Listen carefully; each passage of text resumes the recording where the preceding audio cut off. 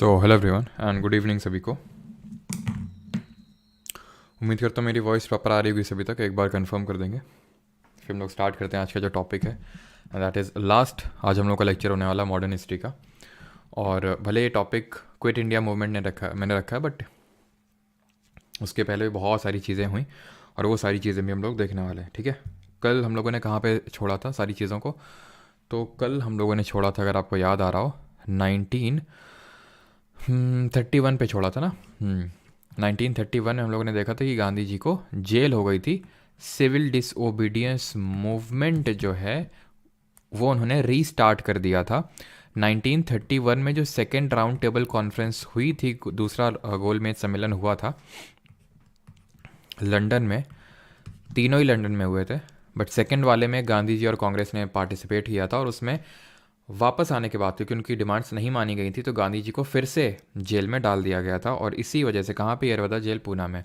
तो यहाँ से अब हमें सारी चीज़ें स्टार्ट करनी है।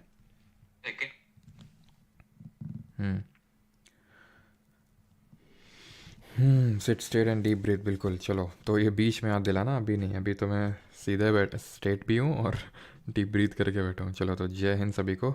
रेमन, आकांक्षा, देवेश, काजल, चलो सभी को गुड इवनिंग।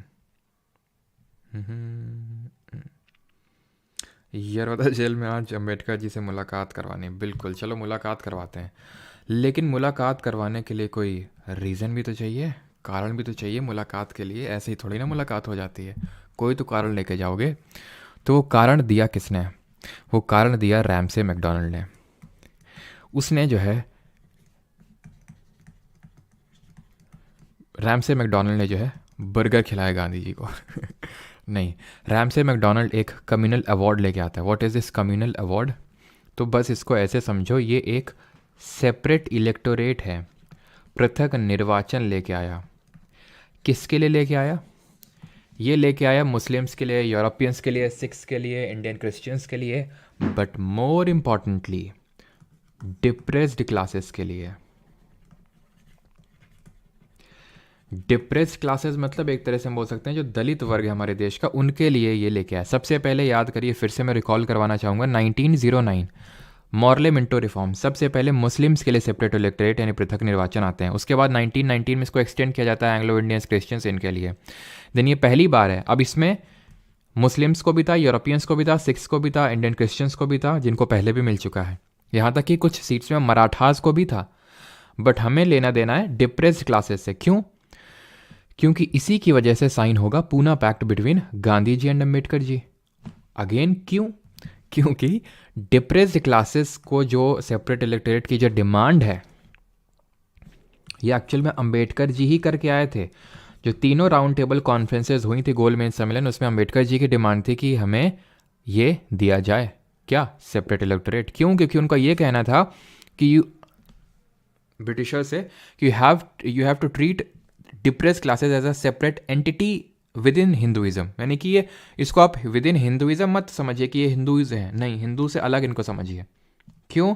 क्योंकि इनको एक तरह से बहुत ही भेदभाव सहना पड़ता है। बट गांधी जी इसके खिलाफ थे। उनका ये मानना था कि अगर उनको हम अलग कर देंगे, हिंदू कम्युनिटी में से उनको अलग कर देंगे, तो बजाय कि वो जो हम जिसके लिए काम करना चाहते हैं कि उनको एसिमिलेट करें, सम्मिलित करें, वो एसिमिलेट ना होकर एनिलेट हो जाएंगे, अलग हो जाएंगे। और वो अम्बेडकर जी नहीं चाहते थे। तो यहाँ पे अम्बेडकर जी और गांधी जी के पॉइंट ऑफ व्यू में, सोच में डिफरेंस था। और इस बात को लेके यहाँ पे दोनों लोगों के बीच में टसल हो जाती है। कैसी? यरवदा जेल पूना में Gandhi ji fast and to death में चले जाते हैं। यरवदा जेल जो कि पूना में जहाँ गांधी जी बंद थे, वो वहाँ पे फास्ट एंड टू डेथ के लिए चले जाते हैं। मतलब कि खाना नहीं खाएंगे जब तक इसको वापस नहीं लिया जाएगा कम्युनल अवार्ड को। मैकडोनल्ड हितैषी बन रहा था कि हम तो इंडिया के बड़े हितैषी हैं, इसलिए हम ये सब लेके आए हैं। लेकिन गांधी जी का कहना था कि इससे और डिवीजन बढ़ जाएगा, और वो जो अलग हैं with in Hinduism, depress classes, वो और अलग हो जाएंगे और उनके बीच में डिवीजन हो जाएगा। तो इसीलिए उन्होंने एक ऑल इंडिया अनटचेबिलिटी लीग भी फॉर्म करते हैं जब वो जेल में थे तभी। ठीक है, all India anti untouchability league, untouchability league वो सेटअप करते हैं। ठीक है, वो एक हरिजन करके जर्नल लाते हैं या फिर वीकली लाते हैं। हरिजन एक वीकली लेके आते हैं, यानी साप्ताहिक जिसको हम बोल सकते हैं। अब ये एक्चुअल में जो हरिजन शब्द है, हरि और जन यानी कि भगवान के लोग, ये गांधी जी ने ही टर्म को कॉइन किया था और इसके सख्त नफरत करते थे अंबेडकर जी, क्योंकि उनका ये कहना था सिर्फ हरि के जन बोलने से सारी चीज़ें जो समस्याएं वो नहीं सुलझ जाएंगी, एक्चुअल में कुछ करना भी पड़ेगा। तो इसलिए थोड़े से इन लोग डिप्रेस क्लासेस को लेकर खासकर गांधी जी और अंबेडकर जी के बीच में काफ़ी स्ट्राइफ थी। और गांधी जी ने हरिजन सेवक संघ भी बनाया, ठीक है, ये ध्यान रखनी सारी चीज़ें आपको, हरिजन सेवक संघ। तो ये ऑर्गेनाइजेशन याद रखना, एक तो एंटी अनटचेबिलिटी लीग और हरिजन सेवक संघ, और ये जो वीकली लेके आए हरिजन, ठीक है। यहाँ तक आई होप सभी को क्लियर होगा। अब यहाँ पे जब Gandhi ji fast unto death में जाते हैं तो अंबेडकर जी इस बात को, और हाँ अगर ये कभी पूछ ले कि कब मतलब ये बनी थी, तो 1932 ऑब्वियस है, बिकॉज हम उसी टाइम पीरियड की बात करें जब गांधी जी जेल में थे। और ये जो कम्युनल अवार्ड आया ये 1932 में आया, 1932 में आया, ठीक है, 1932 में आता है। तो अब क्योंकि ये दोनों लोग के बीच में स्ट्राइफ हो गई, गांधी जी बोल रहे थे इसको वापस लो, अंबेडकर जी सपोर्ट कर रहे थे कम्युनल अवार्ड का। तो अंबेडकर जी को जो हमारे कुछ पॉलिटिकल लीडर्स उन्होंने समझाया कि भाई देखिए ऐसे तो फिर गांधी जी को कुछ भी हो सकता है, तो उसके लिए फिर हमें ही जिम्मेदार ठहराया जाएगा, तो कुछ हम मामला सुलझाते हैं। तो इसलिए अंबेडकर जी फिर को ले गए जवाहरलाल नेहरू, उनके पिता मोतीलाल नेहरू, मदन मोहन मालवीय, सब लोग गए और मिले वहाँ पे, और एक एग्रीमेंट हुआ। क्या एग्रीमेंट हुआ कि इस कम्युनल अवार्ड को वापस लिया जाएगा by the government. But Ambedkar ji ने ये बोला कि अगर वापस लेंगे, मतलब वापस करने के लिए बोलेंगे, तो आपको एक प्रॉमिस करना होगा, एंड दैट इज़ कि जो एक तरह से रिजर्व्ड सीटें हैं डिप्रेस क्लासेस के लिए वो बढ़ानी होंगी, ठीक है। अब कितनी क्या बढ़ानी हुई कैसे, वो सब हमें जानने की ज़रूरत नहीं है, बस मैंने क्लियर कट आपको ये बता दिया कि भाई यहाँ से, क्योंकि फास्ट इनटू डेथ में गांधी जी चले गए थे, उन्होंने एक तरह से फोर्स कर दिया था ब्रिटिश गवर्नमेंट को ये वापस करने के लिए। और उन्होंने वापस क्यों लिया ब्रिटिश गवर्नमेंट ने, बिकॉज अंबेडकर जी ने बोला ठीक है वापस ले लो, क्यों, क्योंकि वो Gandhi ji fast into death में चले गए थे। But Gandhi ji agreed on behalf of Ambedkar की ठीक है, जो रिजर्व सीट है उनको हम एक्सटेंड करने के फेवर में हैं। और अब अगर आपसे पूछेगा पूना पैक्ट कब साइन हुआ, 1932। किसके बीच में साइन हुआ, अंबेडकर जी एंड गांधी जी के बीच में। कहाँ पे साइन हुआ, यरवदा जेल पूना में। लेकिन कहीं कहीं पे गांधी जी ना हो कि आपको मदन मोहन मालवीय मिलेंगे, और वो भी सही है। क्यों, क्योंकि गांधी जी के बिहाफ में, वो तो जेल में थे, तो मदन मोहन मालवीय ने साइन किए थे। एसएससी ने जो अभी तक क्वेश्चन पूछा उसमें गांधी जी ही दिए हैं, मदन मोहन मालवीय तो अभी तक मैंने नहीं देखा, लेकिन कुछ एग्जाम में कभी कभी मदन मोहन मालवीय दे देता है, इसलिए मैंने आपको ये चीज़ बता दी। बस इसमें इसके अलावा एक रत्ती भर भी हमें कुछ एक्स्ट्रा पढ़ने की ज़रूरत नहीं है। पूना पैक्ट हो गया ख़त्म, 1932 चला गया। अब सीधे आते हैं 1935 में, सीधे जंप लगाते हैं 1935 में, बिकॉज वही हमारे लिए इंपॉर्टेंट, एंड दैट इज़ यहाँ पे गवर्नमेंट ऑफ इंडिया एक्ट आता है, गवर्नमेंट ऑफ इंडिया एक्ट 1935, जिसको कि हम बोलते हैं कुछ नहीं ऐसा नहीं कि जैसे 1909 में मॉर्ले मिंटो था, 1919 में मोंटागी चल फॉर रिफॉर्म्स था, तो इसको भी हम कुछ बोलते हैं, बिल्कुल नहीं ठीक है। इस टाइम पे सेक्रेटरी कौन था, वाइस रॉय कौन था, उसके हिसाब से कपलिंग करने की कोई ज़रूरत नहीं है, बस हमें ये समझने की ज़रूरत है। पहला पॉइंट याद आ रहा है आपको, मैंने 1919 का जब मोंटागी चल्स फॉर रिफॉर्म्स पढ़ाया था तो मैंने बताया था अगर वो नहीं समझे तो ये नहीं समझ में आएगा। तो सबसे पहला इसने किया कि इट अबॉलिश्ड, इसने हटा दिया, abolished dyarchy at provinces, dyarchy at provinces, यानी कि द्वैध शासन इसने हटा दिया प्रांतों से।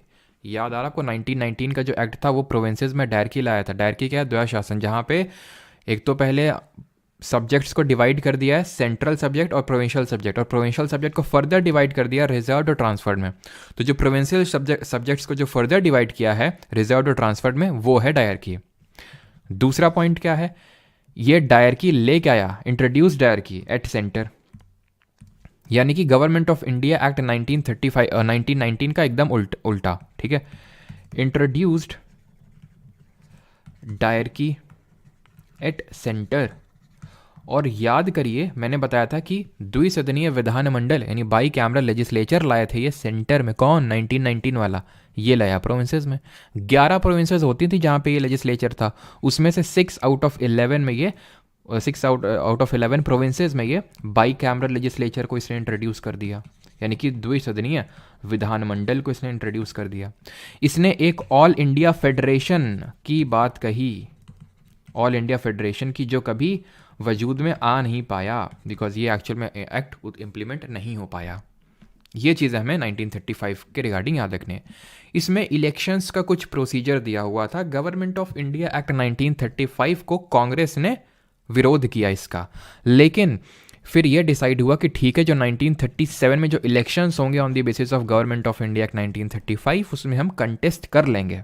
और जब इलेक्शंस हुए तो Congress got majority, Congress got majority, Congress को जो है बहुमत मिला। कहाँ पे? टोटल 1161 सीट थी, उसमें से 716 जीती किसने? कांग्रेस ने। ठीक है, और मेजॉरिटी सभी में मिली एक्सेप्ट, अगर मैं बात करूं, ये जो भी मैं चीज़ लिखने जा रहा हूँ ये एसएससी के पर्सपेक्टिव से उतना ज़्यादा इंपॉर्टेंट नहीं है। ठीक है, आप एसएससी के स्टूडेंट ही हैं मैं मान रहा हूँ, तो फिर इसको उतना ज़्यादा रटने की ज़रूरत नहीं है। अगर आप कहे कि भाई नहीं मैं आगे फर्दर भी एग्जाम की प्रिपरेशन करनी है, मतलब पीसीएस वगैरह के भी मतलब एग्जाम देने, तो आप इस चीज़ को याद करने में थोड़ा जोर लगा सकते हैं। दैट इज़ कि इनको मेजॉरिटी मिली in all provinces except, in all provinces except, यानी कहाँ कहाँ नहीं मिली ये कभी पूछ लेता है, बिकॉज अभी रिसेंट में आई थिंक यूपी पीसीएस का एग्जाम हुआ तो वहाँ पे पूछा गया था ये। ठीक है, तो Bengal, Assam, Punjab, Sindh and NWFP. NWFP मतलब नॉर्थ वेस्ट फ्रंट प्रोविंस। इससे कुछ आपको याद आना चाहिए, कल मैंने आपको सिविल डिसोबीडियंस मूवमेंट पढ़ाया था, सविनय अवज्ञा आंदोलन, वहाँ पे हमने देखा था पेशावर से कौन लीड कर रहे थे, इस वाले रीजन से कौन लीड कर रहे थे सिविल डिसोबीडियंस मूवमेंट को, जल्दी से बताइए। क्लियर हो गया यहाँ तक? 1937 में इलेक्शंस हुए, कांग्रेस को मेजॉरिटी मिली और ऑल प्रोविंसेस एक्सेप्ट दिस। ये रटने की जरूरत नहीं है, देख लीजिए, बाकी अगर आप पीसीएस वगैरह कर रहे हैं तो रट लीजिए। और पेशावर से हमने देखा था खान अब्दुल गफ्फार खान, मैंने लिख नहीं रहा हूँ, खान अब्दुल गफ्फार खान, जिनको कि हम बादशाह खान के नाम से जानते हैं, फिर फ्रंटियर गांधी या फिर हिंदी में सीमांत गांधी बोलते हैं उनके नाम से। इन्होंने खुदाई खिदमतगार करके एक ऑर्गेनाइजेशन बनाया और एक रेड शर्ट करके यानी लाल कुर्ती आंदोलन चलाया वहाँ पर। अब हम कुछ कांग्रेस के इंपॉर्टेंट सेशन इन 20 वर्षों में डिस्कस कर लेते हैं, कांग्रेस के जो सेशंस हुए इंपॉर्टेंट। एक तो 1936 का, 1936 का, हमने पिछला वाला देखा था 1931 कराची सेशन, जहाँ पे द गोल ऑफ पूर्ण स्वराज वॉज रीइटरेटेड, मतलब सबसे पहले पूर्ण स्वराज का मतलब बताया गया था। 2 रेजोल्यूशन पास किए गए थे, one regarding fundamental rights and the other regarding national economic programme. और क्या किया गया था? गांधी इरविन पैक्ट को एंडोर्स किया गया था। ये सारी चीज़ें करी गई थी। 1936 की अगर हम बात करें तो ये सेशन होता है कहाँ पे? लखनऊ में। ठीक है, लखनऊ में ये सेशन होता है और ये सेशन इसलिए इम्पॉर्टेंट है बिकॉज इसी सेशन के बाद हमारी ऑल इंडिया किसान सभा बनती है। ऑल इंडिया किसान सभा का गठन होता है 1936 में, 1936 में। कौन करते हैं? शहजानंद सरस्वती, जो इस पर्टिकुलर पार्टी के पहले प्रेसिडेंट भी बनते हैं। तो पूरा नाम अगर बात करूं स्वामी सहजानंद सरस्वती है, बट इन शॉर्ट में सहजानंद सरस्वती लिख रहा हूं यहाँ पे। ठीक है, सहजानंद सरस्वती ये इस पार्टी को बनाते हैं। वैसे एक और पार्टी बनी थी 1934 में, वो पार्टी बनी थी 1934 में, वो पार्टी थी Congress socialist party, CSP in short लिख रहा हूँ, Congress socialist party.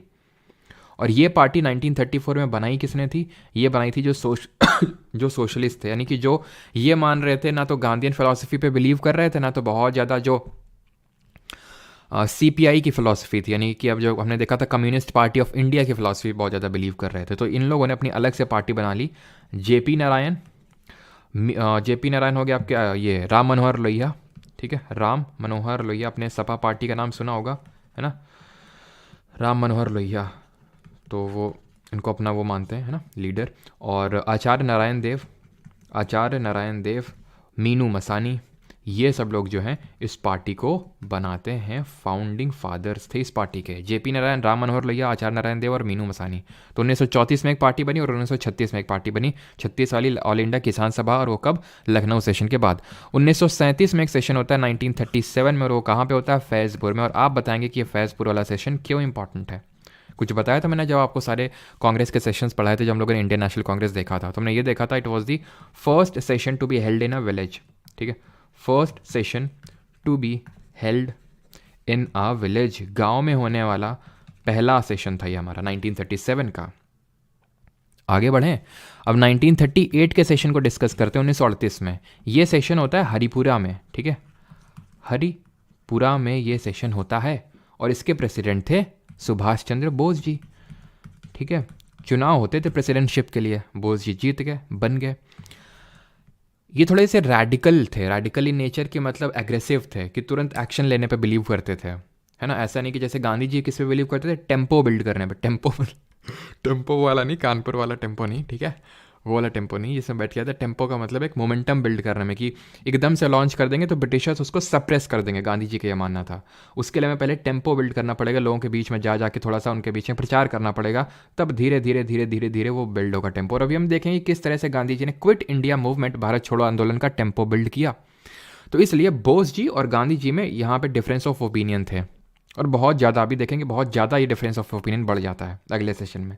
But before that Bose ji का ये मानना था कि भाई तुरंत एक्शन लें, तुरंत, क्योंकि ध्यान दीजिए 1939 में, 1939 में अभी वर्ल्ड वॉर 2 स्टार्ट हो जाएगा, दूसरा विश्व युद्ध between axis power and allied powers. अभी देखेंगे अलाइड के साइड कौन है और एक्सिस के साइड कौन है।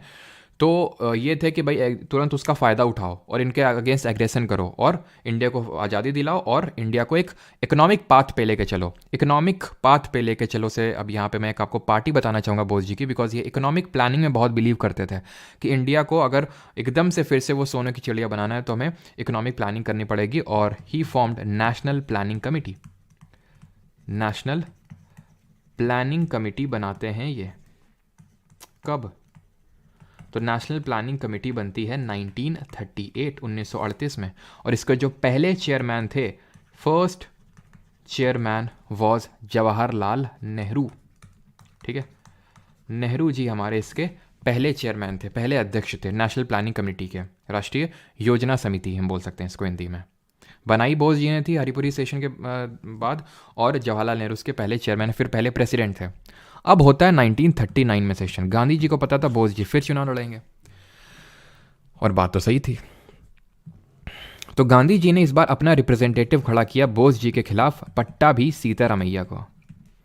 पट्टाभी सीतारमैया, ठीक है, रमैया, इनको खड़ा किया किसके खिलाफ? बोस जी के खिलाफ, सुभाष चंद्र बोस। और बोस जी जीत गए, क्योंकि जो कांग्रेस जो प्रोविंशियल कमिटीज़ थी उनका सपोर्ट बोस जी की तरफ था।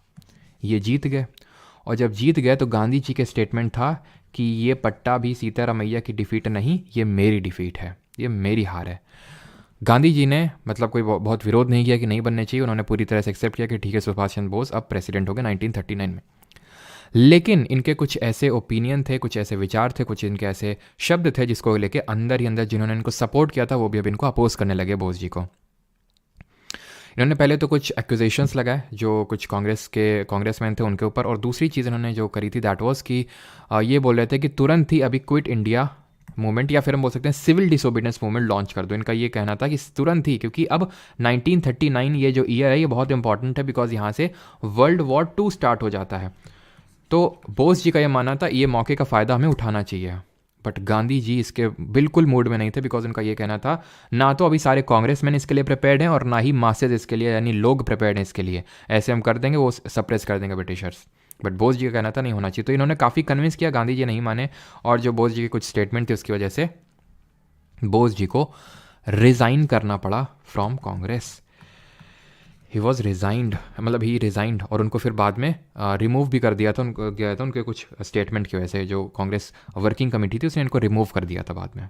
तो रिज़ाइन करने के बाद इन्होंने उन्नाव में all India forward bloc party बनाई, all India forward bloc, and वो with in the Congress party बनाई। मतलब कि ऐसा कोई अलग से नहीं, जैसे स्वराज पार्टी हमने देखी थे 1923 में, that worked with in the Congress, वैसे ऑल इंडिया फॉरवर्ड ब्लॉक भी जो 1939 में गांधी जी ने बनाई, बोस जी ने बनाई 1939 में, that worked with in the Congress. तो किसके बाद ये जो त्रिपुरी सेशन हुआ, ये एक्चुअल में 1939 का जो सेशन होना था वो त्रिपुरी में होना था।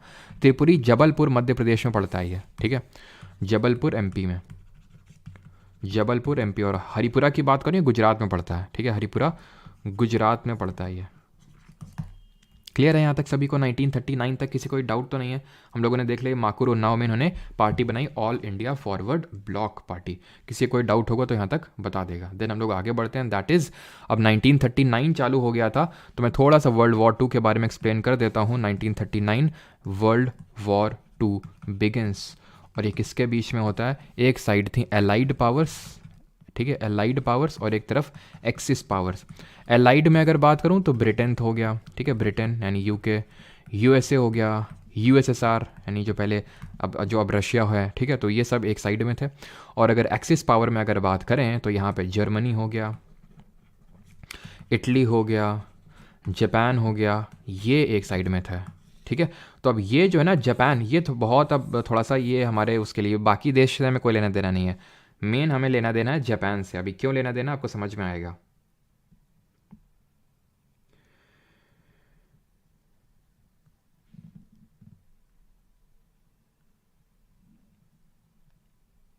फैज़पुर कहाँ है? फैज़पुर महाराष्ट्र में पड़ता है, आनंद साहिल है ना। रजनी कुमारी, फैज़पुर महाराष्ट्र में, ठीक है, क्लियर है यहाँ तक? ओके ठीक, चलिए आगे बढ़ते हैं फिर। तो 1939 में ये हो गया। अब ध्यान से सुनिए, अब इनको अगर वॉर जीतना है, ठीक है, तो ये साइड भी वीक नहीं थी। ये जो इनके साथी थे ब्रिटेन के, बोल रहे थे यार सपोर्ट लो इंडिया का। इंडिया के सपोर्ट से मतलब है वहाँ से रिक्रूट करने पड़ेंगे ज़्यादा से ज़्यादा सोल्जर्स, और वहाँ पे तो हैं। तो ब्रिटेन ने जो है थोड़े से ऑफर, मतलब कि एक तरह से ब्रिटेन ने बोल दिया कि इंडिया जो है, ये इन्होंने अपने आप अनाउंस कर दिया कि इंडिया जो है हमारे साथ है। मतलब इंडियन से पूछा भी नहीं, इंडिया की सबसे लार्जेस्ट पार्टी कांग्रेस पार्टी थी उस समय, तो उससे पूछा भी नहीं कि भाई क्या मैं सब ना, हमारे साथ है इंडिया। सेकेंड वर्ल्ड वॉर में एलाइड पावर के साथ है इंडिया, इन्होंने अपने आप ही डिक्लेयर कर दिया। तो कांग्रेस ने पहले ऑफर दिया, Congress offered to viceroy, क्या ऑफर दिया कि बिल्कुल हम सपोर्ट करेंगे, लेकिन तुम एक चीज़ प्रॉमिस करो कि ये वॉर ख़त्म होने के बाद तुम हमें एक कॉन्स्टिट्यूएंट असेंबली बना के दोगे। यानी हमारे जो एक कॉन्स्टिट्यूएंट असेंबली का मतलब है जो कॉन्स्टिट्यूशन बना है, ठीक है, इसको क्या बोलेंगे, संविधान सभा, है ना। तो जो संविधान बना के दे वो एक कॉन्स्टिट्यूएंट असेंबली आप बना के दो। जैसे ही आप मतलब वॉर ख़त्म होता है, एक रेस्पॉन्सिबल गवर्नमेंट आनी चाहिए इंडिया में। लिन लिथगो उस समय वॉइस रॉय हुआ करता था। लिन लिथगो सेड नो, नहीं देंगे, क्या कर लोगे। तो कांग्रेस ने बोला अभी बताते हैं क्या कर लेंगे। तो 1939 में, अक्टूबर 1939 में, यह इंपॉर्टेंट है कि कांग्रेस सारी मिनिस्ट्री जो मिनिस्ट्रीज में बैठी हुई है रिज़ाइन कर देती है। अभी हमने देखा था 1937 में चुनाव हुए थे, कांग्रेस जीती थी एंड सो ऑन।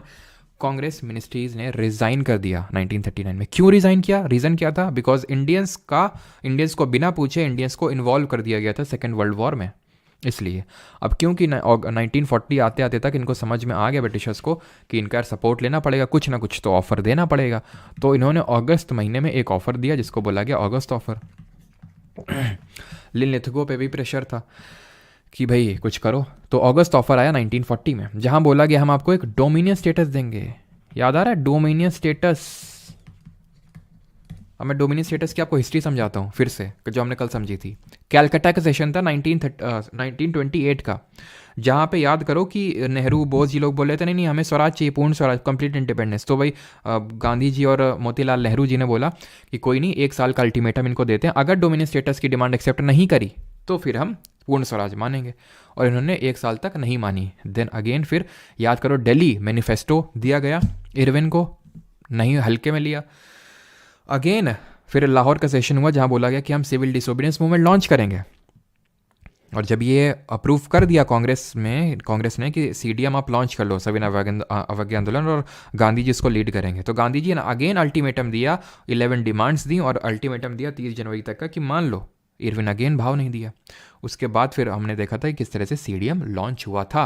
और फिर 1931 में हमारा गोल हो गया था पूर्ण स्वराज, 1929 में ही हमारा गोल हो गया था पूर्ण स्वराज। और फिर पूर्ण स्वराज का मतलब बताया गया था कराची सेशन में। तो अब हमारा डोमिनियन स्टेटस, ये डिमांड नहीं थी कि हमें डोमिनियन स्टेटस चाहिए। डोमिनियन स्टेटस का मतलब क्या है कि एक हम बोल सकते हैं स्वतंत्र उपनिवेश, और मैंने इसका मतलब आपको समझाया था, ठीक है। अब हमारा ये गोल नहीं था कांग्रेस का, क्या गोल था? पूर्ण स्वराज। तो ये पहले ही मतलब एक तरह से रिजेक्टेड चीज़ थी। इसमें बोला गया था कि जो वॉइस रॉय की काउंसिल है उसको एक्सपैंड करेंगे। ये चीज़ें आपको याद नहीं करनी, मैं बता दूं, ठीक है, ये याद नहीं करनी। डोमिनियन स्टेटस वाला भले थोड़ा सा देख ले सकते हो, लेकिन वॉइस रॉय की एग्जीक्यूटिव काउंसिल, सब कुछ नहीं याद करना है। बस अगस्त ऑफर आया था 1940 में, ये रट्टा मारना है, बात खत्म, ठीक है। तो ये सारी चीज़ें अगस्त ऑफर ने बोली थी। इसके रेस्पॉन्स में गांधी जी ने व्यक्तिगत सत्याग्रह चलाया, इंडिविजुअल सत्याग्रह चलाया। यानी कि एक लोगों को नॉमिनेट किया और उनको बोला कि तुम सत्याग्रह दो। सत्याग्रह मैंने आपको पहले बताया, सत्याग्रह किस तरह से दिया जाता है, और सत्याग्रही कौन होता है। गांधी जी के अगर हम आई से देखें तो सत्याग्रही कौन होता है? जो नॉन वायलेंस को अपनी कोर फिलॉसफी मानता है। सत्य का पाथ नहीं छोड़ता, ये सारी चीज़ें। तो इंडिविजुअल सत्याग्रही पहला इन्होंने नॉमिनेट किया, the first individual Satyagrahi was आचार्य विनोबा भावे। आचार्य विनोबा भावे जो बाद में पोस्ट इंडिपेंडेंस भूदान मूवमेंट, भूदान आंदोलन से भी जुड़े हुए थे, लेकिन वो बात की बातें हैं। तो विनोबा भावे पहले इंडिविजुअल सत्याग्रही चुने गए थे। गांधी जी का ये कहना था कि इंडिविजुअल सत्याग्रही सब लोगों के बीच में जाएगा, तो सत्याग्रह करेगा और सब लोगों के बीच में जाएगा और एक तरह से टेम्पो बिल्ड करेगा। तो टेम्पो वाली जो चीज़ है वो अब यहाँ से स्टार्ट होती है बिल्ड करना।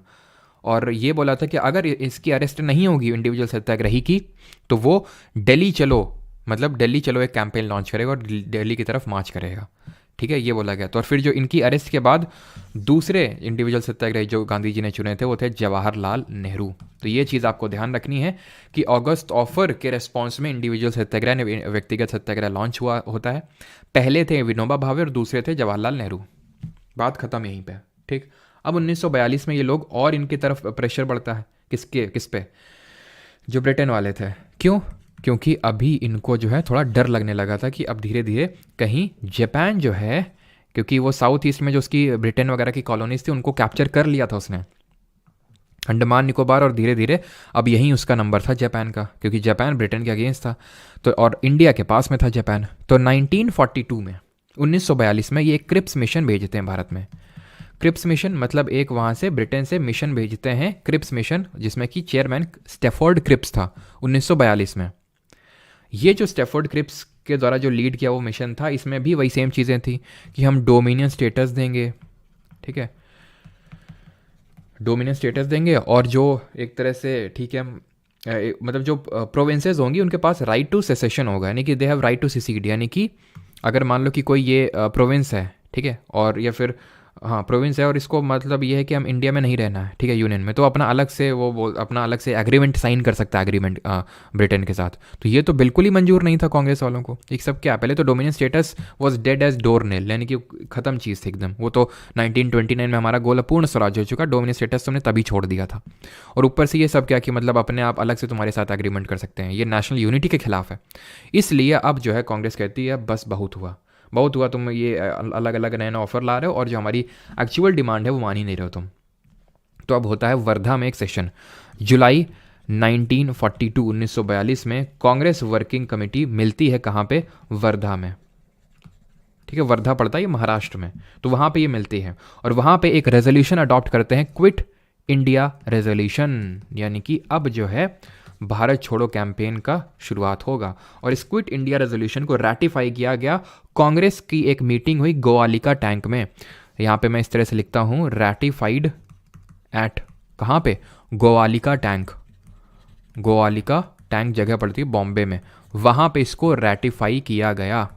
तो ये जगह का नाम याद रखिए, गोवालिका टैंक बॉम्बे, इंपॉर्टेंट है। ठीक है, तो यहाँ से इसको रैटिफाई किया गया और अब लॉन्च होगा क्विट इंडिया मूवमेंट, भारत छोड़ो आंदोलन 1942 में। सवाल ये बनता है कि जो भारत छोड़ो आंदोलन है, क्विट इंडिया मूवमेंट, ये किसके रिस्पॉन्स में, किसके रिस्पॉन्स में स्टार्ट हुआ? तो क्रिप्स मिशन के रिस्पॉन्स में स्टार्ट हुआ।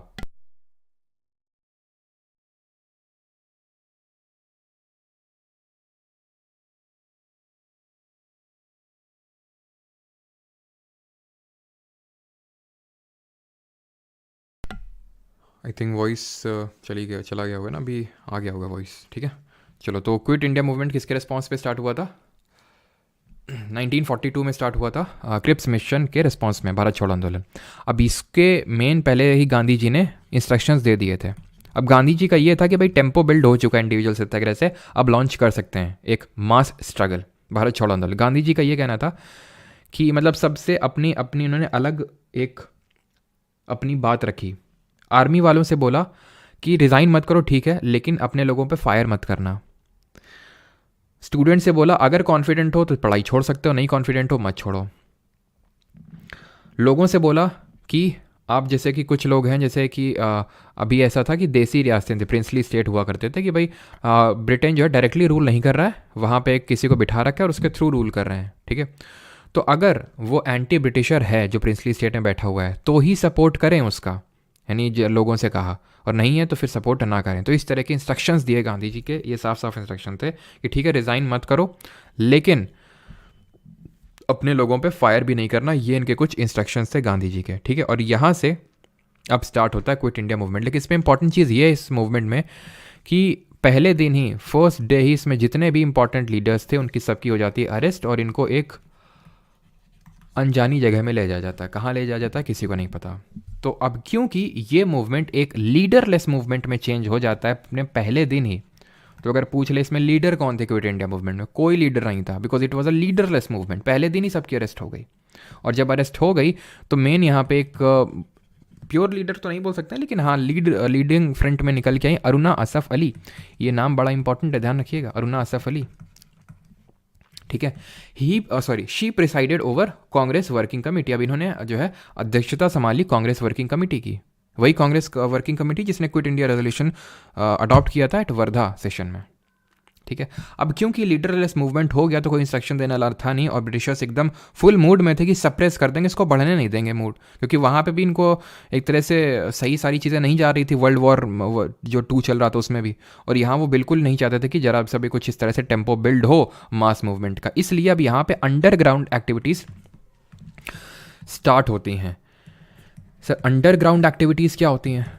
तो आपने एक पता नहीं किसमें गैंग्स ऑफ वासेपुर में बोलता है ना, अब अंडरग्राउंड होने का वक्त आ गया है, ठीक है। ऐसा ही तो उसी में तो आई थिंक होता है ना, अंडरग्राउंड होने का वक्त आ गया, मतलब कि अब चीज़ें सामने नहीं करनी है, छुप के करनी है। अंडरग्राउंड एक्टिविटी का मतलब ये है। तो काफ़ी सारी अंडरग्राउंड एक्टिविटी होती हैं, और उसमें से जैसे उषा मेहता जी जो है हमारी, उषा मेहता, और वो कौन करते हैं? काफ़ी लोग, जैसे कि हमारे आचार्य नारायण देव, जयप्रकाश नारायण, मीनू मसानी, ठीक है, ये सब लोग अंडरग्राउंड एक्टिविटीज़ करते हैं अपने अपने लेवल पे। उषा मेहता ये इंपॉर्टेंट है, ये एक अंडरग्राउंड रेडियो लॉन्च कर देती है, अंडरग्राउंड रेडियो चलाती हैं बॉम्बे में। इंपॉर्टेंट है ये underground radio in Bombay, clear. Parallel government setup होती हैं, पैरेलल गवर्नमेंट, पैरेलल मतलब समानांतर सरकारें स्टार्ट होती हैं। पैरेलल गवर्नमेंट का मतलब ये है कि रीजनल लेवल पे गवर्नमेंट सेटअप होती छोटी छोटी छोटी छोटी, जैसे महाराष्ट्र में कुछ और आपकी बंगाल में कोई और, यूपी में कोई और, इस तरह से, ठीक है। तो बलिया में, बलिया कहाँ पड़ता है? यूपी में। तो यहाँ पे एक चिट्टू पांडे करके हैं, वो चिट्टू पांडे, ये पैरेलल गवर्नमेंट यहाँ पे सेटअप करते हैं। तामलुक में जातीय सरकार जो है एक बनती है, जातीय सरकार। और सतारा महाराष्ट्र में, ये आपका है वेस्ट बंगाल, और ये सतारा है आपका महाराष्ट्र में। तो सतारा में सेटअप होती है प्रति सरकार, और इस प्रति सरकार को कौन लीड करते हैं? प्रति सरकार को लीड कर रहे हैं वाई.बी. चौहान, नाना पाटिल, ये सब लोग इसको लीड कर रहे हैं, ठीक है, नाना पाटिल, क्लियर। कौन कहाँ से लीड कर रहा है ये इंपॉर्टेंट है, पैरेलल गवर्नमेंट वाला, ये चीज़ ध्यान रखना। अगर आपको याद आ रहा हो, जो हमारी वानर सेना है, मुक्ति वाहिनी है, ये सब कहाँ पे सेटअप हुई थी? सीडीएम के टाइम पे सेटअप हुई थी, सिविल डिसोबीडियंस मूवमेंट। और वो चीज़ कि भाई ज़मींदारी एरियाज़ में चौकीदार टैक्स कैंपेन चला था, नो रेवेन्यू, यानी कि कोई रेवेन्यू नहीं देना रैयतवाड़ी एरियाज़ में, और defiance of forest laws in central province, वो कहाँ पे स्टार्ट हुआ था? नॉन कॉपरेशन मूवमेंट, असहयोग आंदोलन में। वानर सेना और ये सब मुक्ति वाहिनी सब कहाँ बनी थी? सीडीएम में। पैरेलल गवर्नमेंट कहाँ बन रही है? क्यूआईएम में, क्विट इंडिया मूवमेंट में। क्विट इंडिया मूवमेंट को ऐसा नहीं हर कोई सपोर्ट कर रहा था, ये ध्यान रखना, नॉट दैट मच इंपॉर्टेंट, बस थोड़ा सा पता होना चाहिए कि जो मुस्लिम लीग थी, ठीक है, मुस्लिम लीग और हिंदू महासभा ये सपोर्ट नहीं कर रहे थे इसको बिल्कुल भी। मुस्लिम लीग के अपने एक्चुअल रीजंस थे, इसको पाकिस्तान चाहिए था, सेपरेट एक नेशन चाहिए था फॉर मुस्लिम्स। तो इसको लगा कि अगर हेस्टी यहाँ से रिसीड कर जाएंगे, ब्रिटिशर्स चले जाएंगे, तो फिर पाकिस्तान तो उसको कभी मिल ही नहीं पाएगा। 23 मार्च को, इसीलिए 23 मार्च 1943 को पाकिस्तान डे ऑब्जर्व करती है मुस्लिम लीग, ठीक है, पाक डे वॉज ऑब्जर्व्ड। अब यहाँ से इनका मेन एक तरह से डिमांड था कि बस हमें तो एक अलग से देश चाहिए, इनको और कुछ लेना देना नहीं है, बस हमें अलग देश चाहिए, पाकिस्तान। अब क्योंकि कांग्रेस और मुस्लिम लीग के अब यहाँ पे बिल्कुल ही अलग अलग रास्ते हो चुके थे, दोनों की अलग ही डिमांड्स थी, तो इसलिए अब डिफरेंट लोग आते हैं अपने अपने फॉर्मूला लेके, ताकि एक कंसेंसस बिल्ड हो सके मुस्लिम लीग और कांग्रेस के बीच में। सबसे पहले सी राजगोपालाचारी अपना लेके आते हैं CR फॉर्मूला। कौन लेके आते हैं? सी राजगोपालाचारी। कब? 1944 में, 1944 में लेके आते हैं इसको। बट मुस्लिम लीग इसको नहीं मानती है। वो क्या था, क्यों नहीं मानती, उससे हमें ज़्यादा कुछ लेना देना नहीं, क्योंकि ये जब एक्चुअल में ये इंप्लीमेंट ही नहीं हुआ, कुछ किसी ने इसको भाव ही नहीं दिया, तो फिर हम भी भाव नहीं देंगे इसको ज़्यादा। CR फॉर्मूला 1944, यहाँ तक कि UPSC ने भी आज तक कभी क्वेश्चन नहीं पूछे, तो SSC तो फिर कोई चारा ही नहीं है, ठीक है। देसाई लियाकत पैक्ट, यहाँ तक कि मैंने आज तक यही क्वेश्चन नहीं देखा कि CR फॉर्मूला कब आया था, अभी तक तो यही नहीं आया, उसके प्रोविजन से बहुत दूर की बात है। देसाई लियाकत पैक्ट ये कौन लाता है? भूला भाई देसाई कांग्रेस के, और ये है लियाकत अली खान, पाकिस्तान का जो पहला प्रधानमंत्री बनता है बाद में, ये मुस्लिम लीग का है। इन दोनों लोग के बीच में ये अपना एक पैक्ट लेके आते हैं, ठीक है। तो देसाई लियाकत पैक्ट आता है, और इसके बाद मेन आता है भी 1944 में, और इसके बाद मेन आता है वेवल प्लान। वेवल कौन है? तो ये वेवल उस समय नया वॉइस रॉय अपॉइंट किया गया था, बहुत सारी चीज़ों को ध्यान में रखते हुए। क्यों, क्या क्या सारी चीज़ें थी? एक तो भाई मुस्लिम लीग और कांग्रेस में सुलह करानी है, इंडियंस का कॉपरेशन सीख करना है, और 1943 में बंगाल में बहुत भयंकर फेमाइन आ चुका था। फेमाइन, ठीक है, एकदम फेमाइन मतलब कि लोग भूखमरी वगैरह इन सब चीज़ों की वजह से मर रहे थे लोग, ठीक है। तो उस चीज़ों को भी डील करना था, इसको इसलिए भेजा गया था।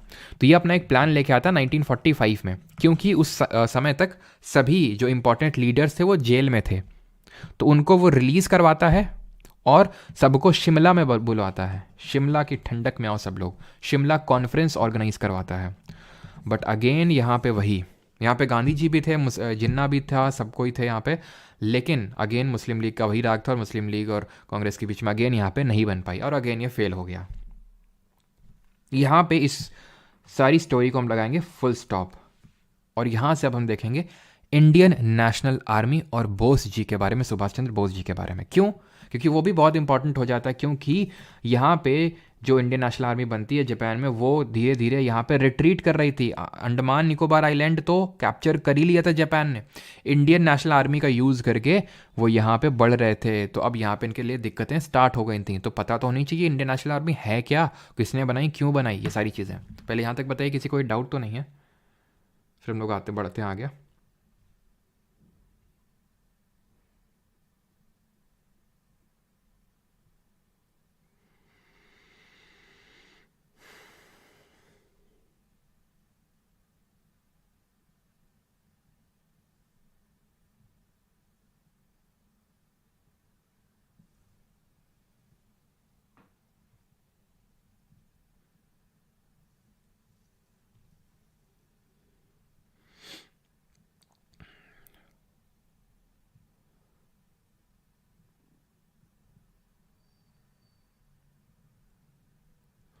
कमेंट्स क्यों नहीं आ रहे भाई, क्या दिक्कत है?